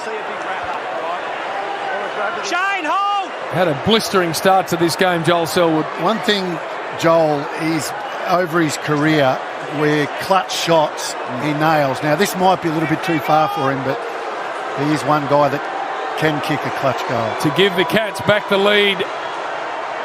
It's offline, and it hasn't got the journey anyway. Rowan can't hang on. Graham taken out of it by Danger. Now this is a very dangerous position for the little star Ablett, and then Simpson smothered. They've driven it outside defensive 50 here, the Tigers, and O'Connor kicks it out in the full. Well, it's just been their ball use, the Cats. Richmond obviously lifted, but as I've said, it's just another poor kick on their behalf. So the defensive kick from the Tigers down the line. Stanley had a good play on it, didn't take the mark. Selwood, his kick was smothered. Simpson came through for the Cats. Now at ground level, Shea Bolton just gets a 15-metre job into the centre of the ground. Worked off at Rioli, now Kolajasny. Got a nice handball to Bledsoe. Worked his way through some traffic. Back to Parfitt.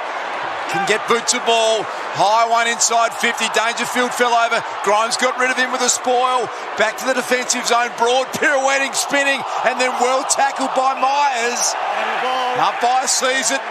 Has a holding the ball, and I think it's the right decision there, Johnny. It was probably the right decision, but when Broad is the only one to attack it, takes the game on, grabs the ball, and really as soon as he collected his thoughts he was tackled. It was the right call, but it's a shame. Here comes Guthrie, got the receiving handball, flying shot, misses to the near side. Back to a 2-point ball game. Tigers with the lead. Triple M install the room scoreboard. Amazing game of footy. Halfway through that second term, you couldn't see how Richmond could win it. And they have done what they're so good at doing. Just work rate, Nath. They've worked their way back into it, and now you can't see them not winning it. No, we saw that Damien Harbuck said at half-time, we're getting beaten around the scrimmages. That's the exact area they've picked up on in this third term.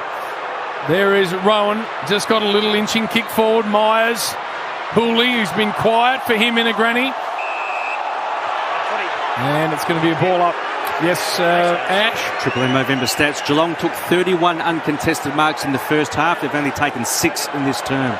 They've got it in their forward half. Stanley back, Parfitt couldn't hang on. And a ball in. Just the 8 possessions for danger, as you said before, Juddy and Nath. He's obviously playing the role forward. What do you do? Do you get him around the ball for a while? I get him around the ball, Duke, for sure. Particularly that area of the stoppages is where Richmond feels like they've gotten back into this game. Boundary throwing 70 metres around from the Cats' goal. Here's the clearance situation, and Shea Bolton's good enough to win it. Gains about 50 metres down the line. Stewart with a 2-on-1. Now they work their way back into it. The Tigers are just finding a way to win these 50-50s. Lynch picks it up, hacks it around the corner. Rioli back with a flight. Henry did superbly well. Just wanted a bit more than Rioli on that occasion. Took a beautiful mark at halfback. You're right though, Das. They're just winning all of those 50-50 balls at the moment, the Tigers. Henry long down the line. Oh, Guthrie! That's a big clunker. In a grand final, a big hitch and climb. He wants to bite off a little one, he does. That's a little memory for him. Get that on your face of your phone and show it to anyone at a bar. Long down the line go the Cats. Gets through a couple of sets of hands. Prestia. Selwood's been superb. Handball now to Ablett. Outside 50. Wobbles it brilliantly to Hawkins. Just hold up. Tommy Hawkins. Yeah, go back. This is not beyond Tommy. He's going to run around, wants to do it quickly, the Hawk. And that is nearly out the full.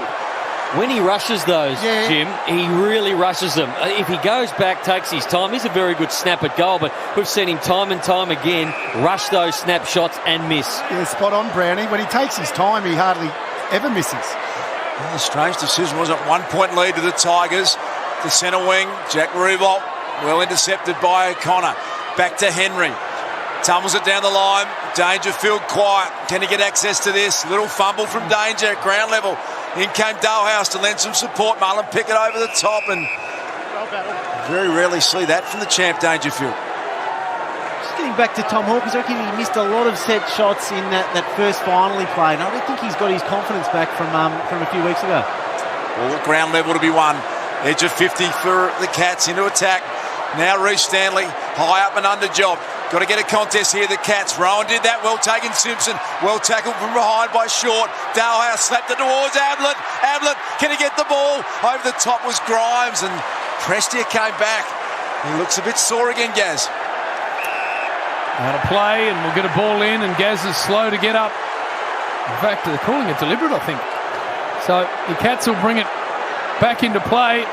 They are getting some repeat entries this last couple of minutes, Geelong, and Gary Ablett just copped a little stinger on that shoulder. Yeah, just whenever he puts his hand on the ground, that movement, it obviously upsets that shoulder.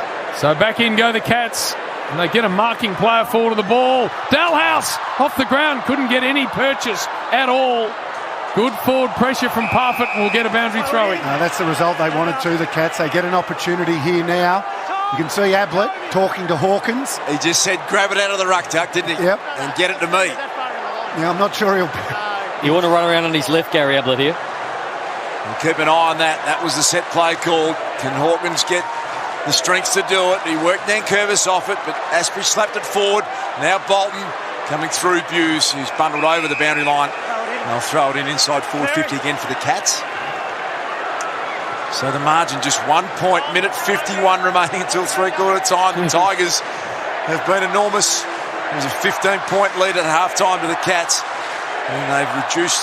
In fact, the Tigers now lead it by a point. So boundary thrown again, looking for Ablett. He copped it backhanded, Gaz. Gets a bit sore again, picked up by Buse, stepped around to tackle. High searching and wide kick out of bounds on the full. So the Tigers with some relief deep in defence. See the replay of Gaz wincing. The painkiller might just be wearing off, a touch in the shoulder. As we've got a minute 30 left.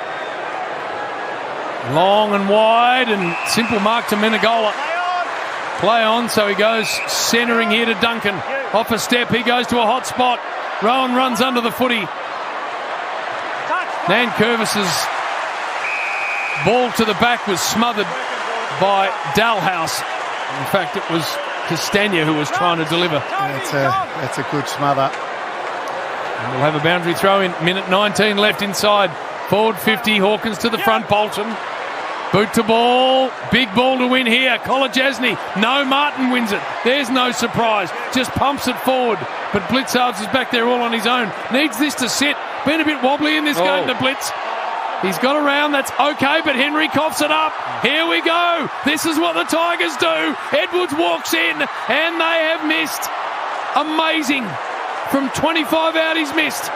Tigers lead by 2 points. The Cats have to fix up these basic skill errors over handballing the footy and Tigers pressure. You just can't do that.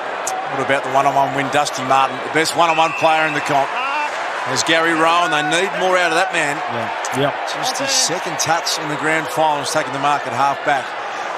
36 seconds and counting remaining in the third quarter. It was a good time to take the mark, though, because and then he's dumped out of bounds and we'll have a boundary throw in. He marked that ball. If he didn't mark it, there was 3 Richmond players at ground level ready to take that ball away. It was a good one that he marked. Just an inexplicable kick there from Gary Rowan. He had a 15-metre target and missed it by 10 metres. They've done that all quarter, the Cats. So 29 seconds until three-quarter time. Boundary thrown on the wing. Kolajasny tried to work Martin underneath it. Simpson came back in. Good young player. Look at Bolton. He's a really exciting young man.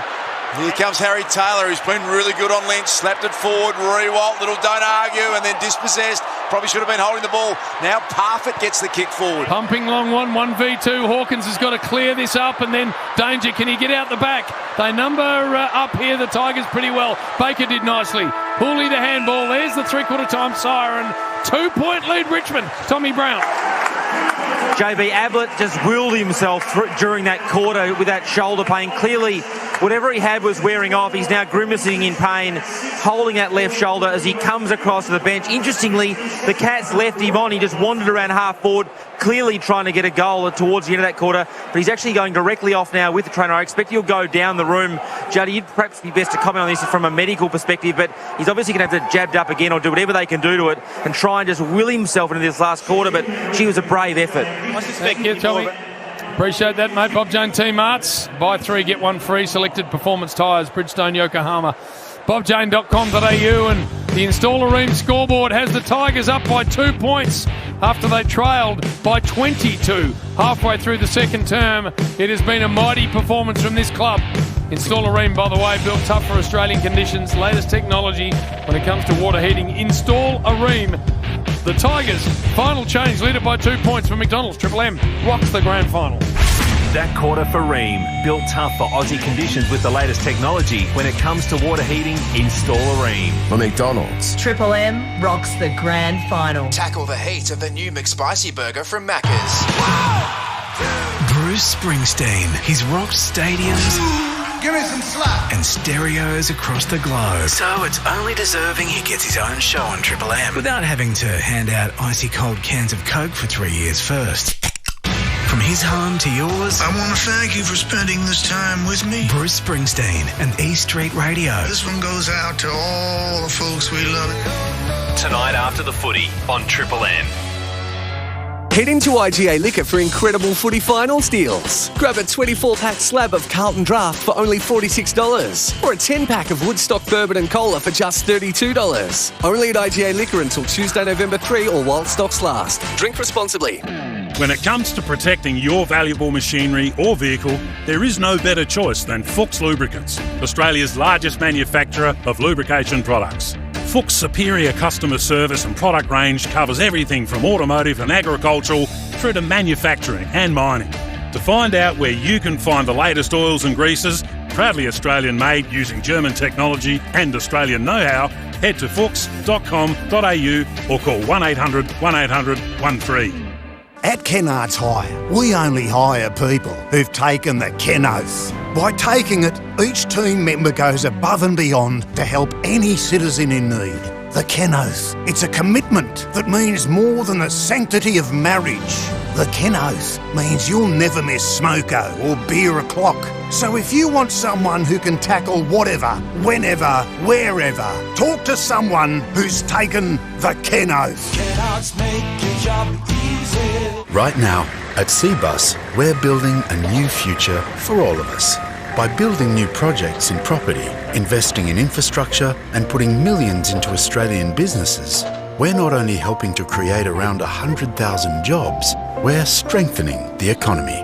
And with a history of strong, long-term performance, we're building a better, more secure future for all of us. To consider if CBus is right for you, go to cbussuper.com.au for a PDS. How about last night's game? The team was on fire. Speaking of fire, have you tried Macca's new Fiery McSpicy or the seriously saucy Palmy Burger? They're irresistible. Macca's new chicken menu. Too good to keep to yourself. Available after 10:30am. When you just want a straight-up, great-tasting, refreshing beer that hits the spot, Brick Lane Draft is bloody good. Pick up a bloody good slab for footy finals weekend. Now at your nearest Dan Murphy's. Drink responsibly. At Choice Hotels, we know you don't always need a passport for the perfect holiday, especially when you live in this beautiful country. So if you're seeking a short break or getaway this spring, Choice Hotels is there, with hotels across Australia. From Cairns to Coffs Harbour, Apollo Bay to Adelaide, and everywhere in between. For a limited time only, you can enjoy 20% off when you book direct at choicehotels.com for the lowest price guaranteed. Subject to availability, T's and C's apply. See choicehotels.com. Introducing Goat Lotto. You could win $50,000 or lots of other stuff, like this stubby holder, which none of you can actually see, but just imagine a stubby holder. You can win that. Simply buy a carton of Goat Very Enjoyable Beer, upload your receipt to enter the draw, and don't forget to watch the Goat Lotto show at 8 p.m. Eastern Daylight Time on November 11. 18 plus only. Ends November 8. Prizes drawn November 9. See goatlotto.com.au for T's and C's. Drink responsibly. When it comes to protecting your valuable machinery or vehicle, there is no better choice than Fuchs Lubricants, Australia's largest manufacturer of lubrication products. Fuchs' superior customer service and product range covers everything from automotive and agricultural through to manufacturing and mining. To find out where you can find the latest oils and greases, proudly Australian-made using German technology and Australian know-how, head to fuchs.com.au or call 1800 1800 13. Need a reliable paint? Try our new Taubman's Professional Paint range. It has great coverage and you can recoat in 2 hours. So if you need a professional finish, use new Taubman's Professional Paint. In store now. Bunnings Trade. Made for the trade. Triple M rocks the grand final. This quarter for Bunnings Trade. New range of professional paint now in store. Had a bit of everything this grand final, season 2020, and at three-quarter time, thanks to McDonald's rocking the grand final. The Tigers lead it by 2 points. We had Boston knocked out in the first quarter. Ablett did his shoulder. He's played on. We've had two idiots, Marty and Michael, invade the pitch, Juddy. Apparently they're comedians with 1 million Instagram followers. It's had everything, and the game hasn't disappointed at all. Wayne Carey, Nath Brown and Chris Judd. Toss a coin for me in this last quarter. Could go either way. Oh, absolutely, Duke. And we spoke a bit about that quarter. Geelong skill errors and how they were starting to cough the ball over, but you could just as easily put the focus on Richmond's tackle pressure because it went through the roof in that quarter. They've dominated that area of the game, and in that quarter, Geelong just couldn't handle the pressure, Doug. Yeah, and probably should be further up, Richmond, to be honest, just like the Cats should have been further up at half-time, Duke. So, for me, it's all about for Geelong. If they can tidy up those fundamental skill errors that they had in that third term, don't worry about the pressure, just the basic skill errors that they got wrong. If they can tidy that up, then the Cats can obviously win this game of footy. Well, they got their surge game going, didn't they, Richmond? And every time they surged, they put pressure on the Cats. So when the Cats were picking the footy up, they were under the pump. I can think of Zach Tui being under the pump. The one where Blixars ran back to pick it up, he just took that little bit of extra time to pick it up, and Richmond just swarmed on him. And they played the game predominantly in their half of the ground in that quarter, bar probably 5 minutes at the end. Time to put Paddy Danger back in the middle of the ground. Yeah. They only had the one touch that quarter.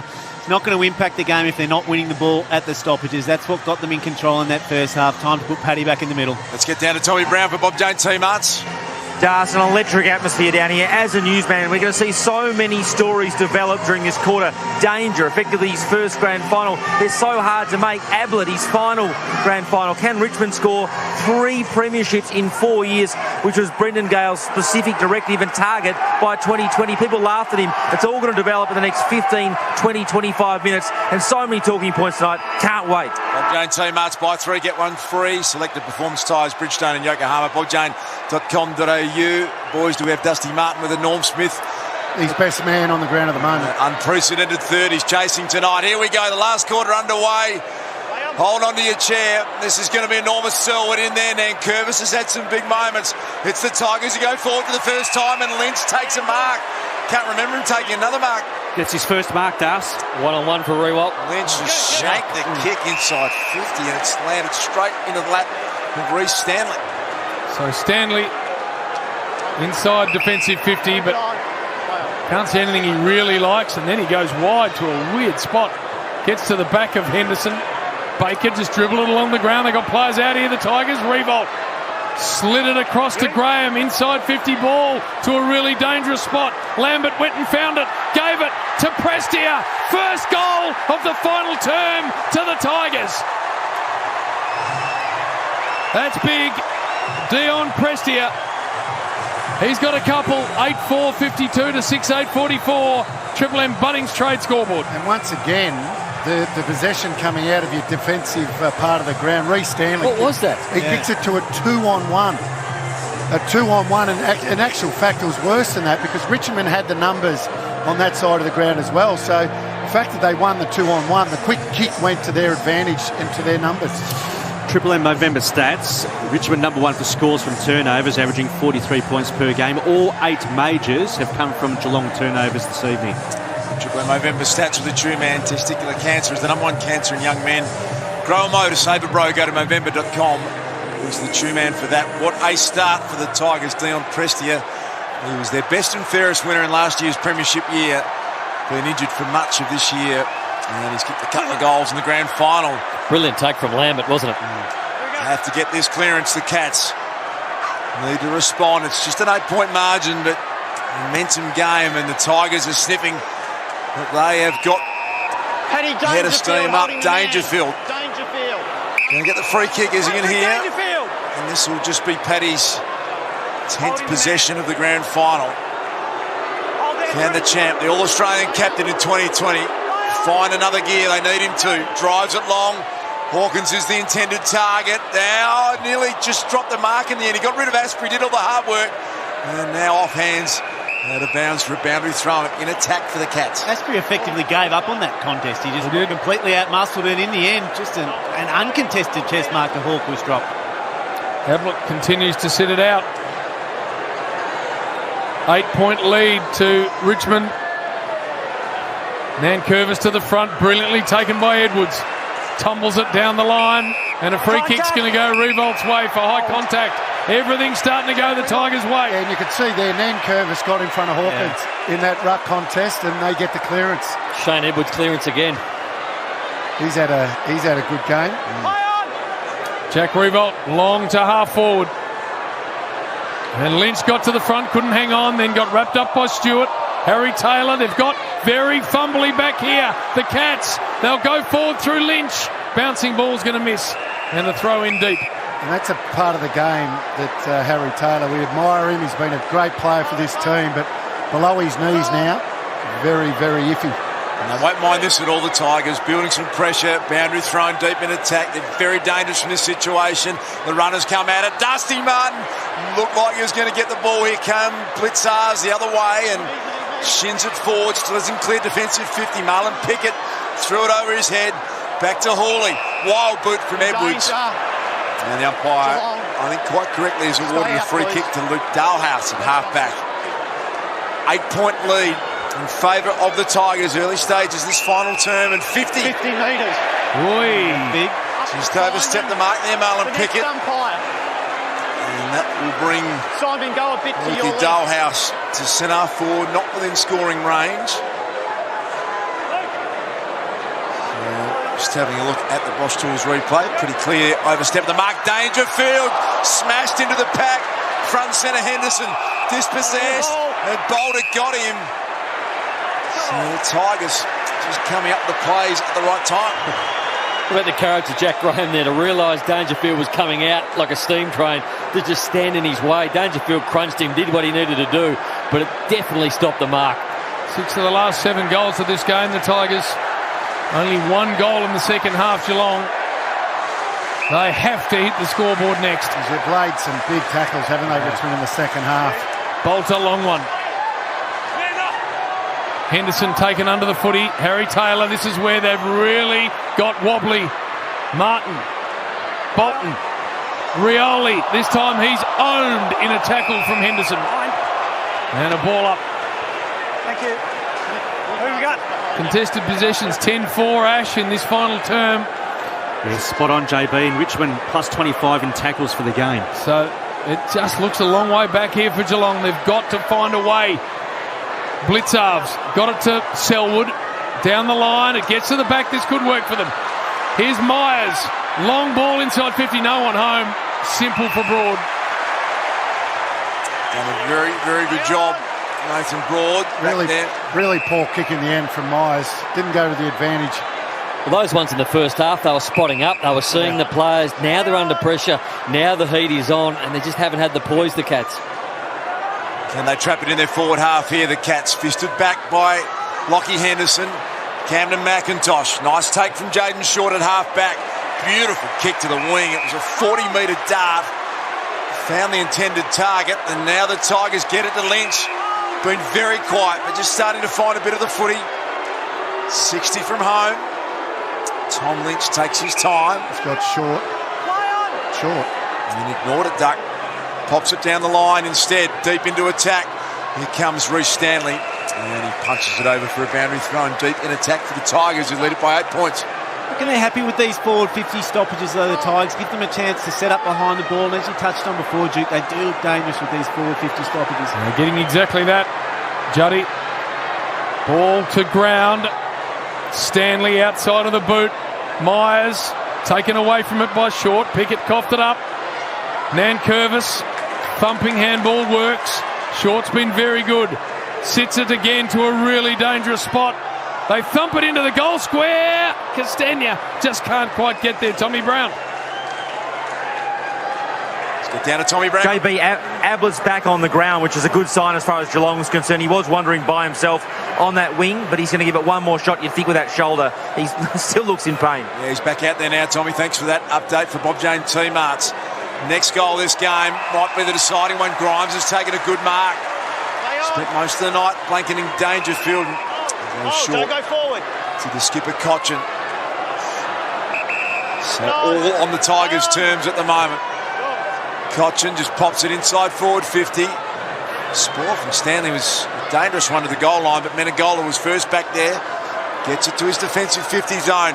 Parfitt managed to hack a little 15-metre up and under kick, but the mark's taken by Bolt.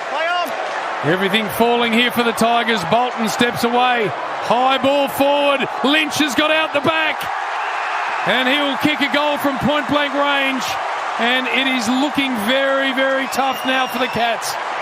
They are on the ropes. Fortune favours the brave, doesn't it? Bolton there took the mark. Looked like Richmond were going to be tempted to start to go slow and almost take some steam out of the game, but he ended up playing on quickly, surrounded by three. Cats took the game on, and Richmond lining up for a goal from 4 metres out as a result. This will be 7 of the last 8. And 6-1 in the second half. It has been emphatic from the Tigers. Are they en route to their 3rd premiership in 4 years? Lynch slams it home. And it is 6-8-44 to 9-5-59. The Tigers now by 15 points. Triple M Bunnings trade scoreboard. That's what the Tigers are winning the game for what they've been known for the last 3 or 4 years, and that is build off the back of pressure. When they need to lay a tackle, they lay the tackle. So Geelong haven't been able to break. You see there, Bolton, what does he do? He breaks a tackle. So Geelong, who are not as good in that area, are just starting to falter. Richmond just gets stronger in it and running away with this one now. Well, they've turned the footy over a fair amount of times in this 3rd quarter and now this 4th quarter, Duck. And it's easy to kick the footy and to do everything right when you're going really well like you were in the first half, and all of a sudden the options dry up. Your decisions don't become as easy, which makes that goal that Dustin Martin kicked just before half-time all the more important. Like, everything was going for Geelong. All of a sudden, he did something out of the ordinary, which brought them back. It was only a 15-point margin when he kicked that goal, but that's something that the Cats haven't been able to do in this second half, create something out of nothing. Triple M Bunnings trade scoreboard. Bunnings Trade, new range of professional paint now in store. Tigers by 15 points. And as JB said, 7 of the last 8 goals for Tigers. Here's Dusty. He bends this one around inside forward 50. Lynch looming large all of a sudden. Fisted to the ground level, picked up by Marlon Pickett. Tigers everywhere inside forward 50. Cochin taken high. Free kick goes the way of the skipper. irrepressible Richmond at the moment. Move away, please. What a performance this is. Trent Cotchin right on the edge of his range, I reckon, Brownie. I'm not sure he's got the distance from here, Duke. That'd take his very, very best. He's a 40 to 45 metre kick at best. Looking to be the first Richmond captain ever to win 3 flags. What a record it would be. He's going to go back, give it his all. So this would be a body blow if he can find a way. Just edges it across the face of goal to the goal line, and the Cats defenders deal with that. So out to a 16-point margin in favour of the Tigers. Triple M Bunnings trade scoreboard. Still plenty of time if the Cats are good enough. 9.5 minutes is an eternity in football, but they need to start making the right decisions. They need to start hitting targets and just getting a bit of overlap. Stewart's just gone straight down the middle. Holding Dave Asprey, Richmond. Dave Asprey. And it's going to go to Asprey, the free. Danger thought it was his. Very, very ballsy place to bring it in from. Straight down the middle and just doesn't quite get to Lynch. Goes back and finds it at ground level. And now hovers over the top of the footy, and the umpire's going to ball it up. They're just so tentative now. Well, it's not their natural modus operandi, Geelong, either, with that aggressive ball movement. They're usually a controlled ball movement team, particularly out of their half-back line. So that's one of the challenges they're now facing. They've got the staggers duck. That's what they've got. Yep. And it's hard to see him dragging it back. Martin's been superb. Taken in the College Asney tackle. Triple M Movember stats, JB. So Geelong concede the least number of points from turnovers at only 28 points per game tonight. They've conceded 57. 57 from turnover. O'Connor just bashes it out of there. This now has to work for the Cats. Myers to Ablett. Ablett just walks past a couple of tacklers and then measures it over the top. Rowan drops a chest mark. Grimes comes in. Tui, can he make it work? Back to Rowan. Rowan can't get around a couple of tacklers. Richmond have been superb when it comes to this part of the game, and Short's able to bring it away. He does, with a spiral that lands in the lap of the Cats' defence. It's Harry Taylor who gets it short and wants to get moving. Trying to get some interchanges working. The Cats, as the ball is on centre wing right in front of their interchange bench, and they dump a long kick to half forward. Noah Bolter uncontested at half back. Stands tall. Grimes took the mark, but it was Grimes on Paddy Dangerfield's bodywork, wasn't it, that went unrewarded. Just looks like the life has been sucked out of the Cats at the moment. Can they get off the canvas? Lambert, Martin just walked through a tackle. Open goal square. No way. Bouncing. There's your third, Norm Smith. It's there. He's going to win 3. No one's done it ever before in the history of the game. 3 goals to Dusty. 22-point margin. And, well, it's going to be almost impossible from here for the Cats. Triple M Bunnings trade scoreboard. How good was that? Yeah, absolutely brilliant. And you're right. He has been, he's been the match winner. No question about that. As we've mentioned already, the goal before half-time, third quarter, superb. Best player on the ground in that third quarter. And now to kick a goal and have his hand in plenty of other scoring chains. He's been brilliant. Again, broken tackle twice. And the courage of Damien Hardwick to take Bolter off Tom Hawkins early, because I think Bolter's been very good since he's been taken off Tom Hawkins. His ruck work, and he's played that. He's almost played a second midfielder behind Nankervis as a ruckman. I think he's been involved in everything. Bosch replay tools there. Bosch power tools and accessories. Good, better Bosch showed a big celebration from Dusty. 29-767 the crowd number. Tigers who win their third flag in 4 years, unless the Cats can perform some sort of miracle. Buse got it off to Selwood, who's been one of the Cats' very best. High ball forward. Oh, Menegola came from nowhere and absolutely split his teammate down the middle.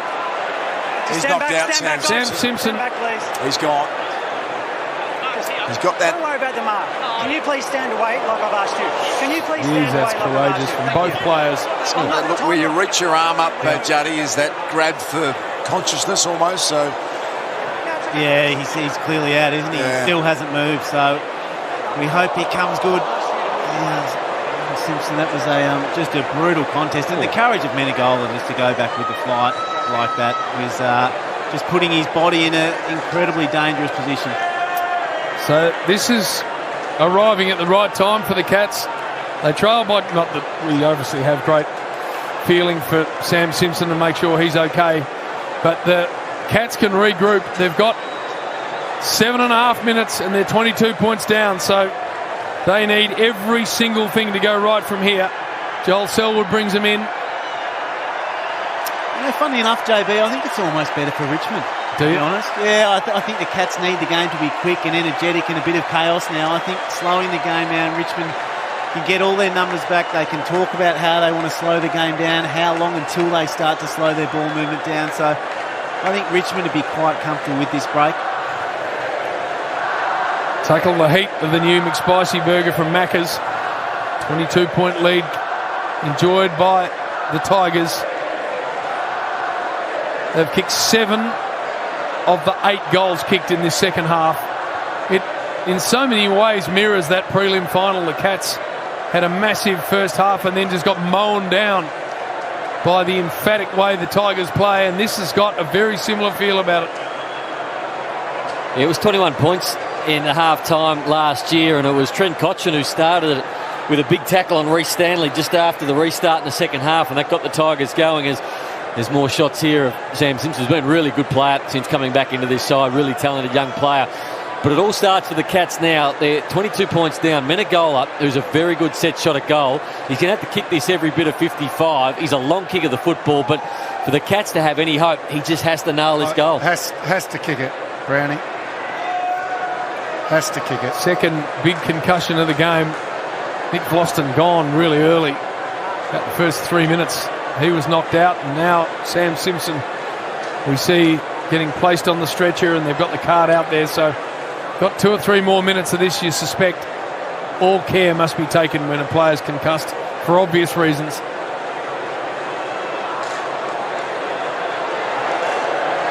Long range set shot will be taken by Menegola. If he's able to kick it accurately, they'll be inside 3 goals, the Cats, and they'll have 7 minutes to kick 3. It's a big, big ask. Still too long for Richmond to just try and shave seconds off the clock post this kick, JB. I think they've probably got to get through another 2 or 3 minutes of football regardless of what happens with this kick before they can really start to look to slow the game down and chew up the clock. The other thing that it does is players, Dusty went off for a rest. Yeah. So he's now back on the ground. Yeah. He's not missing any game time now. So it allows you to get your best team. Can you make any changes during that period, can you? I assume so. He certainly came off the bench as soon as that. Yep. It's a good break for everyone, isn't it? So your best players probably don't need to go off again for the rest of the game. Sam Simpson again, you can see movement with him, so he has regained consciousness, but he is being taken from the ground, obviously, and will play no further part. It's a brutal game, isn't it? Yeah. Absolutely got Tolac. Incredible mark by Menegola to pull it off. It was in the Nick Revolt, John O'Brown sort of style, wasn't it? It just, fortunately, he's cleaned up his teammate, Sam Simpson, as a result.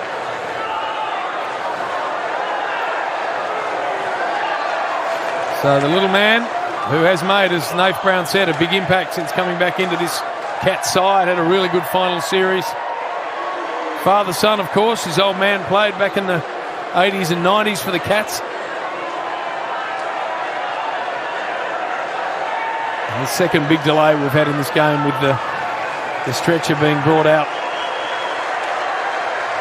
So Simpson, now the stretcher starts rolling off the Gabba. We've got 7 minutes and 28 seconds left. Every single thing needs to go right from here for the Cats.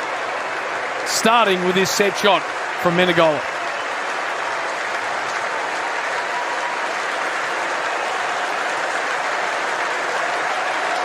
So you can see Sam Simpson's hands coming up to his face, so he looks like he's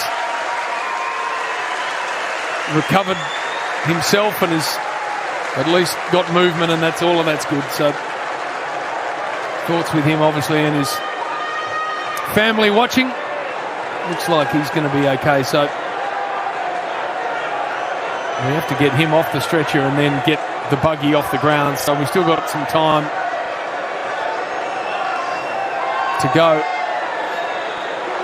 Aerial shots here at the Gabba. It's been good, Duck, I reckon. I mean, no one ever thought we'd get a grand final here, but it's worked. No, we had, if you look at social media, which is what we tend to go off these days, Juddy, there were a few critics before the game, but I think the halftime entertainment and the light show and everything else, and it does. It looks magnificent at night, doesn't it? I think any stadium. Imagine Optus Oval over in Perth, how that would have scrubbed up. And could have happened, couldn't it have? They had played a little bit nicer ball with the AFL throughout the year, but certainly just rewards for Queensland to get the grand final after what they contributed to the season this year. Just showed a shot of the State Premier of Queensland, Anastasia Palaszczuk, and she's got an election in about a week and a half's time. Palaszczuk, I think you pronounce that. Palaszczuk, is it?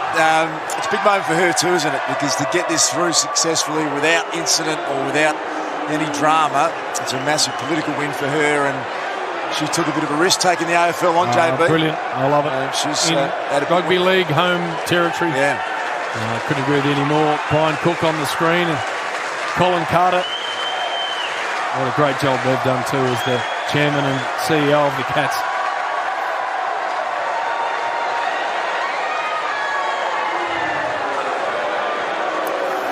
Just hearing that Swanee has tweeted, there's clearly never been a better big game player in the history of football than Dustin Martin. He and Michael Jordan sit at the same table, Swanee reckons. It's a fair call. Hard to argue if he's wandering into third Norm Smith territory. So here we go. We're about to get a restart. It'd have to take someone to do something extraordinary in this last 7 minutes to take it off him. No chance of it going off him, I reckon, Duck. So we still wait the restart, which I suspect is because the buggy has got to exit a different part of the perimeter of the ground.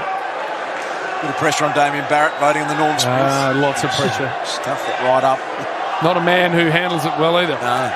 So you'd see him try and do something clever, couldn't you? And just sort of thinking outside the box, maybe. Yeah. I saw that earlier in the year when Wispy Watson took him to task. Really didn't respond well to that at all. Him looking for a tagger somewhere out there. That sort of style that Damo would respect. Menegola has it. A long-range shot after a big break. He's kicked a thumping ball. A big ball! Menegola from downtown. The Cats have still got life in them. 10-6, 66, 7-8, 50.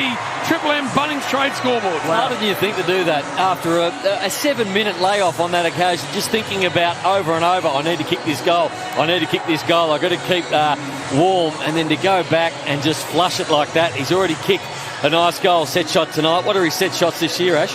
Yeah, set shots, Brownie, Menegola, 9 goals, 2. Well, it gives him a chance. And I tell you what it is, it's a lesson when you're kicking from that far out. So he ran out because he needed to get that extra swing in his leg for the distance. You never give the goals away, Brownie. Hit it at the right post, just got a little bit of a draw back. It's exact when you're kicking from outside your comfortable distance, that is the exact way to kick that footy. For a right footer. Voice of the Duck, regarded as the greatest of all time. Alongside him, Chris Judd. Brownlow's on a couple of occasions. Nate Brown, all Australians. Couldn't be in better hands for this last 7 minutes.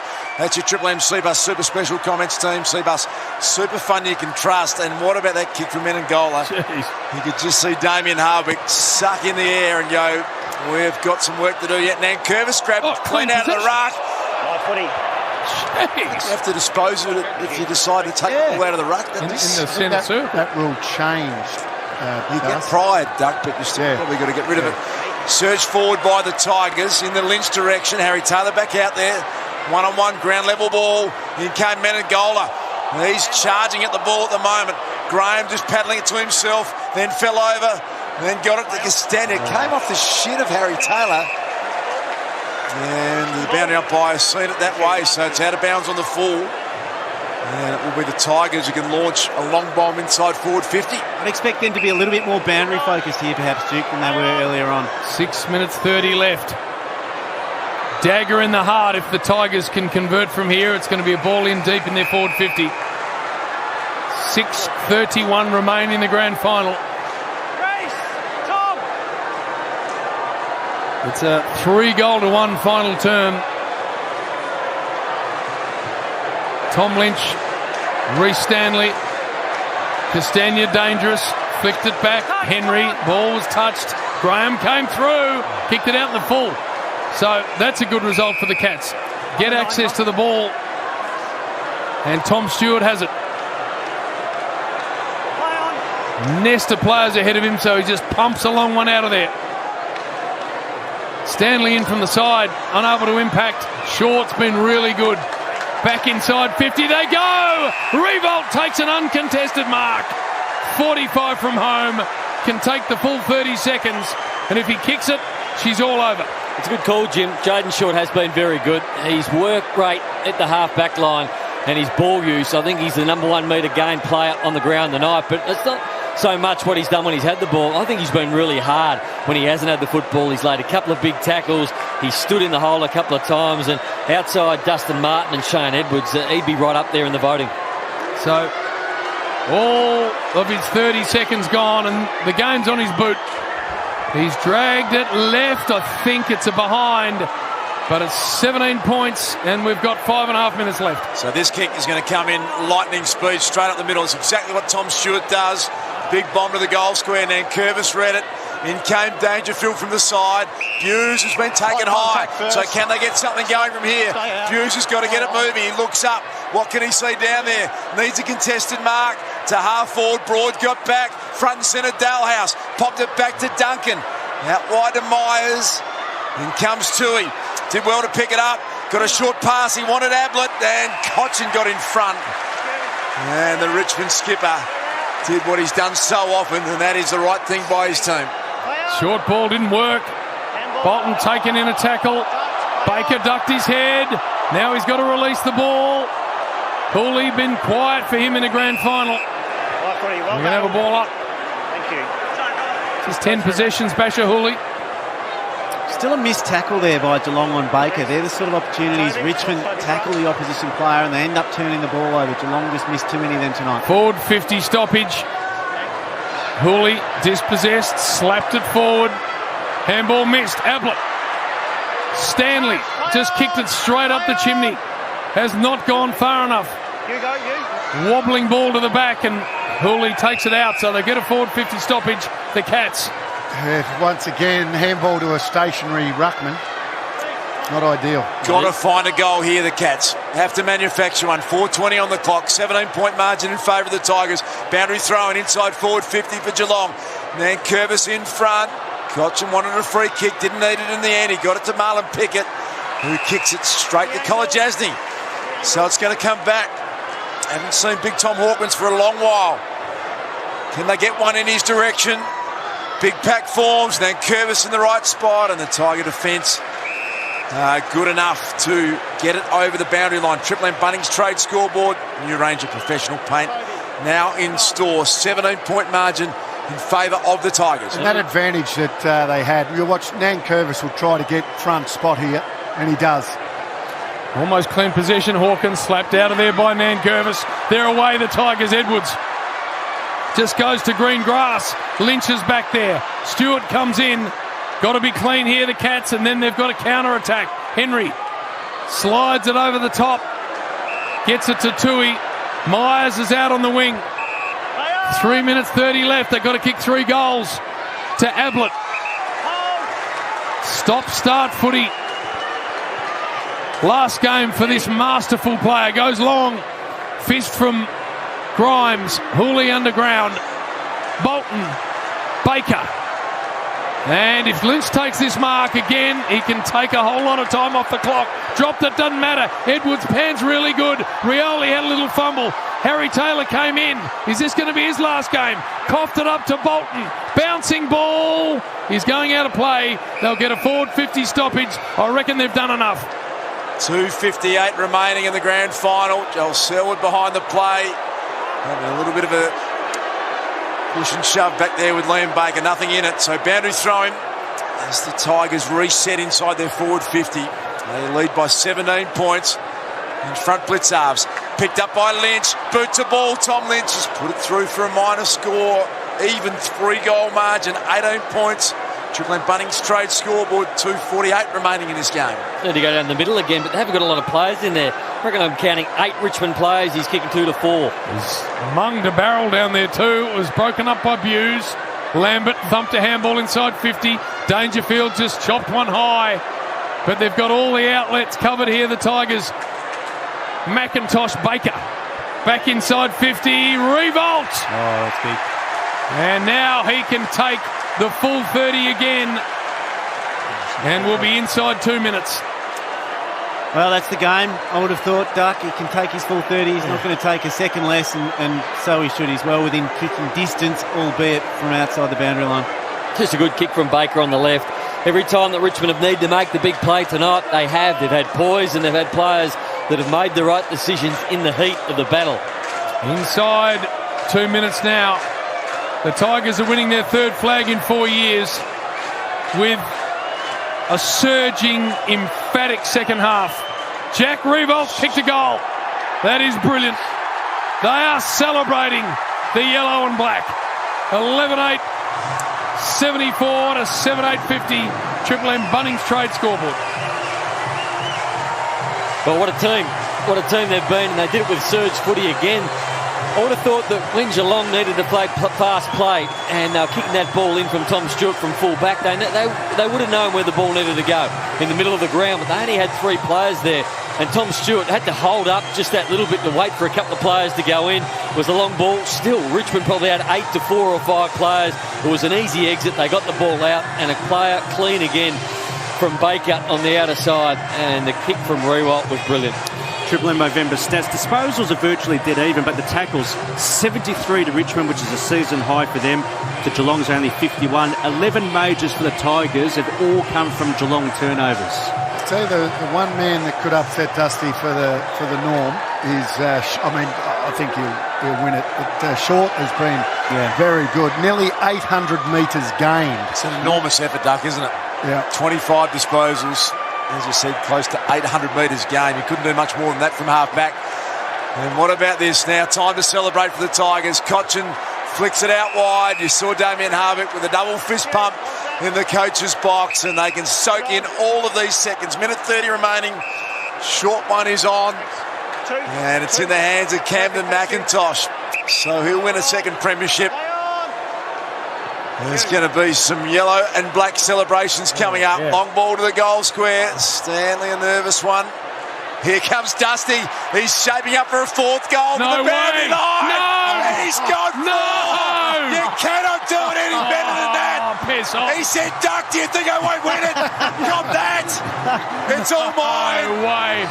He's too good. That's nuts. 4 goals to Dusty. And the Tigers celebrate. 30-point lead. Triple M Bunnings trade scoreboard. What about that, Duck? He's just a freak, isn't he?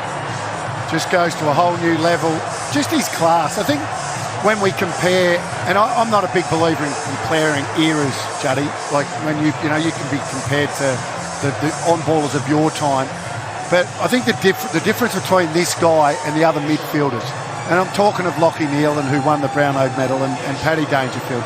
He's used to the footy. Yeah. He hardly ever wastes the footy. And the fact that he can hit the scoreboard like he does, I mean, that's what elevates him above all of his, current contemporaries. But he doesn't panic either. Usually in a grand final, the heat's right on. It takes balls of steel to hold on to a ball for an extended period in traffic, but he's got such confidence in his ability to get out of it. He's one of a kind. Third Norm Smith coming his way, surely. 30-point lead for this Richmond Footy Club. Benny Gale said it. We're going to win 3. We're going to have 75,000 members. They got 100,000. They've been incredible. Full credit to the Tigers. Their coaching staff comes down now onto the ground. They have absolutely turned this club into a dynasty, into a juggernaut. And Damien Hardwick walks out. Congratulations to him, a 3-time premiership coach. Played in a couple. Now he's coached 3. Jack Revolt, we've got 22 seconds left and counting. He can kick his 3rd, by the way. He's just hung that out to the right. So behind We've got 10 seconds left. And the scoreboard reads 12-9-81 to 7-8-50. That's Triple M Bunnings Trade scoreboard. Seconds remaining in the 2020 Grand Final, and it will be the Tigers, their third premiership in 4 years. One of the great teams. Dustin Martin celebrates. Trent Cotchin becomes the only Tiger captain of 3 premierships, and they deserve all their success at the Gabba on this historic night, the first ever night Grand Final. And it's the Tigers who are the champions.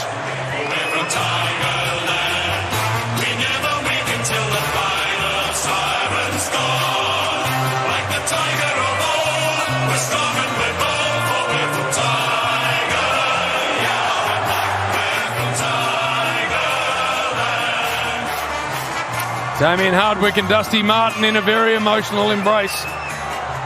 Just showing you what it means to these proud people.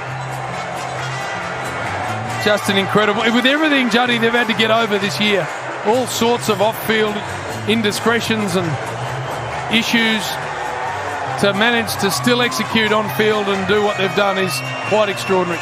They're an incredible football team, but they're an incredible football club as well, aren't they? And that's been shown time and time again this year, their ability to withstand adversity and still front up and produce the goods. It's just been another incredible effort by their players, their coaches and their entire footy club. Halfway through the second quarter, Nath, they look gone. They look like they had absolutely lost all sense of belief, the Tigers, and that second half was just quite extraordinary. The Cats had them off the bit. The Cats were running and carrying. They were used to the footballs. We go down to Trent Cotchin. We're proud. It's been an incredible year. I mean, first and foremost, full credit to Geelong. I grew up barracking for Geelong, and I've been envious of the way they consistently show up every year, and this year's no different. They challenged us, but credit to our boys. They just continue to show the resilience that we know they can, and not just the boys on the field. I'm so proud of the boys that have just come out to the field. They've probably had a more challenging year than anyone without having a second-tier competition, and our fans, well, look at them all here. Everyone back home, thank you so much. It means the world to us, and without you, we honestly we're not here. Well, you just touched on it. Everybody involved at the footy club, but talk us through the mindset and the mentality of this group, because so much, I guess, has gone wrong. You've had to vacate Victoria. There's been injuries, unavailability of players. There's been off-field sagas, but you've never lost sight of this goal. Yeah, absolutely. I know we've spoken a lot about the journey, and we effectively celebrated. We came out here, however many days it was ago, about 110, I think it was, treating it like an adventure, and it's been one hell of an adventure. And to finish off with this is just simply outstanding, and I couldn't be more proud of our whole organisation. Congratulations, Coach. Go and enjoy it. Soak it up. Well done.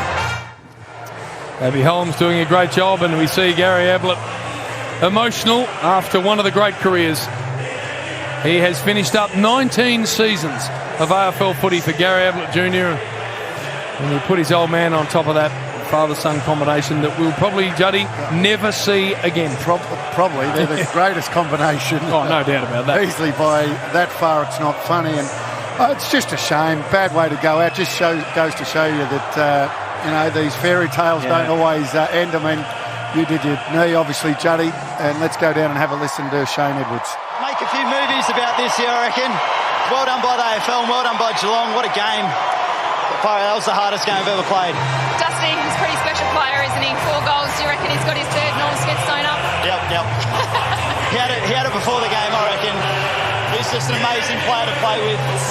And, I'm going to look back and cherish every game I've played with him. You are speechless, I can tell. Go and enjoy it. What an incredible atmosphere. Remarkable. As I was saying about Gaz, just a shame because he never got a good crack at it, did it? No. He hurt his shoulder early, so not the way he would have liked to finish in terms of a performance because being injured. About 300 and something odd games, 19 seasons. He's done it all, hasn't he? He couldn't be too flat on what a wonderful career he's had. 3-5-7, Juddy. Yeah. It's a lot of footy. Yeah. He's a classy act, isn't he, Shane Edwards? Just every time I hear him speak, Nate, he's just incredibly humble and spoke in the hub about his idolising of Gary Ablett and being a fantastic player in his own right, that man. Oh, absolutely. Are we a believer that everyone that plays a game should get a medal? I am. I think if you contribute to the team across the season, across the season, and especially this year.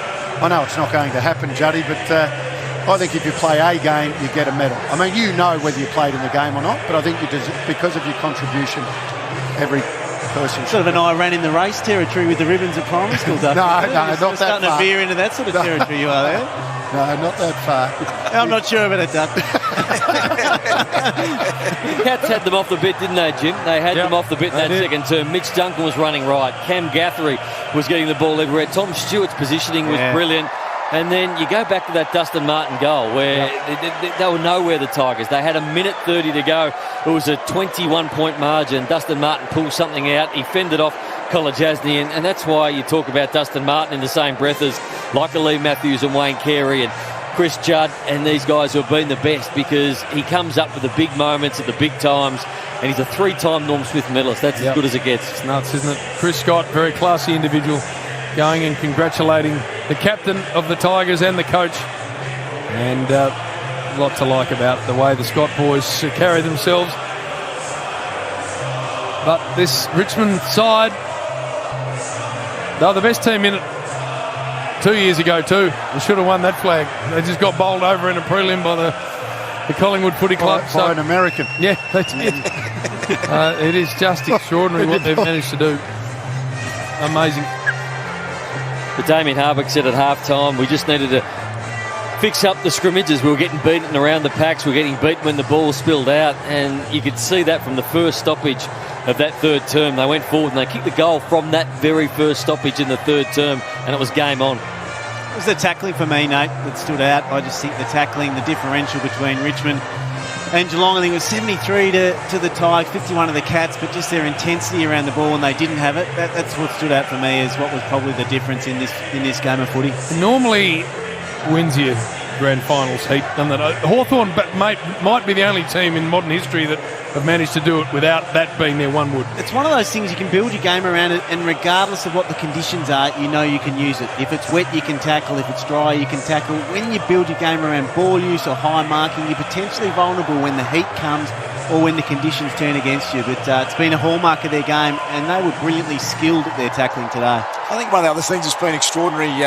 is when they've had as many issues this year, the Tigers, as anyone else. And I've always subscribed to the fact that it gets you eventually, that you wear a few and eventually it wears you down. There's too much to deal with. They've just found a way to just push forward, haven't they? You look back and think, God, they have handled that amongst everything else as well as you possibly could, Juddy. I wonder when Trent Cotchin said they referred to this year as an adventure, and when it's how you interpret those events when they happen. And you're right, most clubs do interpret them as quasi-disasters and something that you go into your shell and you ruminate on and you stew over it. But looks like Richmond have just treated this as an adventure and they've taken it all in their stride. But, Juddy, the other thing is, and I want people that support these two clubs to take this the right way, but if you play for Richmond or Collingwood, it happens quite a lot. So if that happens at a club like, I'm trying to think of another, Freo, it derails the whole joint because that never happens there. But for Collingwood and Richmond, actually happens quite a lot. And I think they've just so brilliant at being able to just park it to one side and go, right, we'll let Benny Gale deal with that, or we'll let Dimmer deal with that, and we'll just keep turning up to training and turning up to the games and doing exactly what's been drilled into us for years. I admire the hell out of the way their players can do that. I think a sliding doors moment. Sometimes Damien Harbuck applied for the Essendon job before going to Richmond, and you look back and you just think, what a find he has been, isn't he? He's one of the great modern coaches now. Oh, no doubt about that. And just, I mean, how close were they to maybe letting him 2016. go? It is incredible, given that what they'd done the 3 years prior. But the turnaround to get Nan Curvis, Caddy, Prestia in that one. Caddy was an emergency, obviously, but played in the other premiership. So, that one off season, and then to win a grand final. But the other thing, Nath, about Dimmer I love is they did a strong review, a proper review. It wasn't one of those ones that you bring in so that everyone's happy. It was a proper review. And at the end of it, they went to him. Benny Gale went to him. I think Neil Baum went to him and said, listen, mate, if you're going to make a success of this, you got to change. You got to change the way you behave. You got to change the way you handle the playing group. You got to change a lot of things. And instead of doing what a lot of people do, and that's casting that aside and say, get stuffed, I'll do what I want, he listened to it all.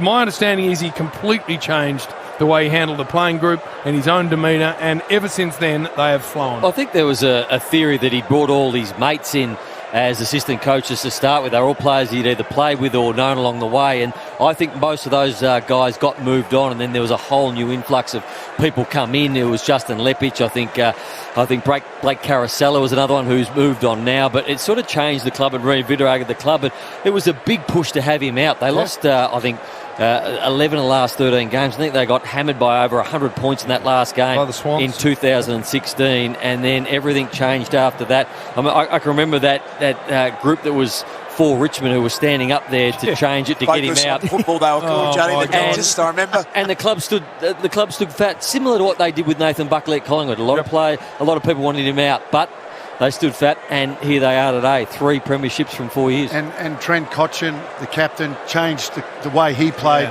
the game, and has become obviously one of the great modern-day leaders now, 3-time premiership captain now.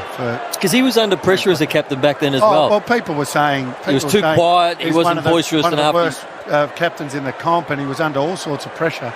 I mean, his turnaround, to go from... He's a better player, I think, and clearly a better leader now than when he was winning Brownlows and best and fairest. Accumulating the footy, Selfish was a term that was being used to describe Jack Revolt, to describe Trent Cotchin. One of the most unselfish players. I just admire the way they've turned this thing around so much. It's amazing.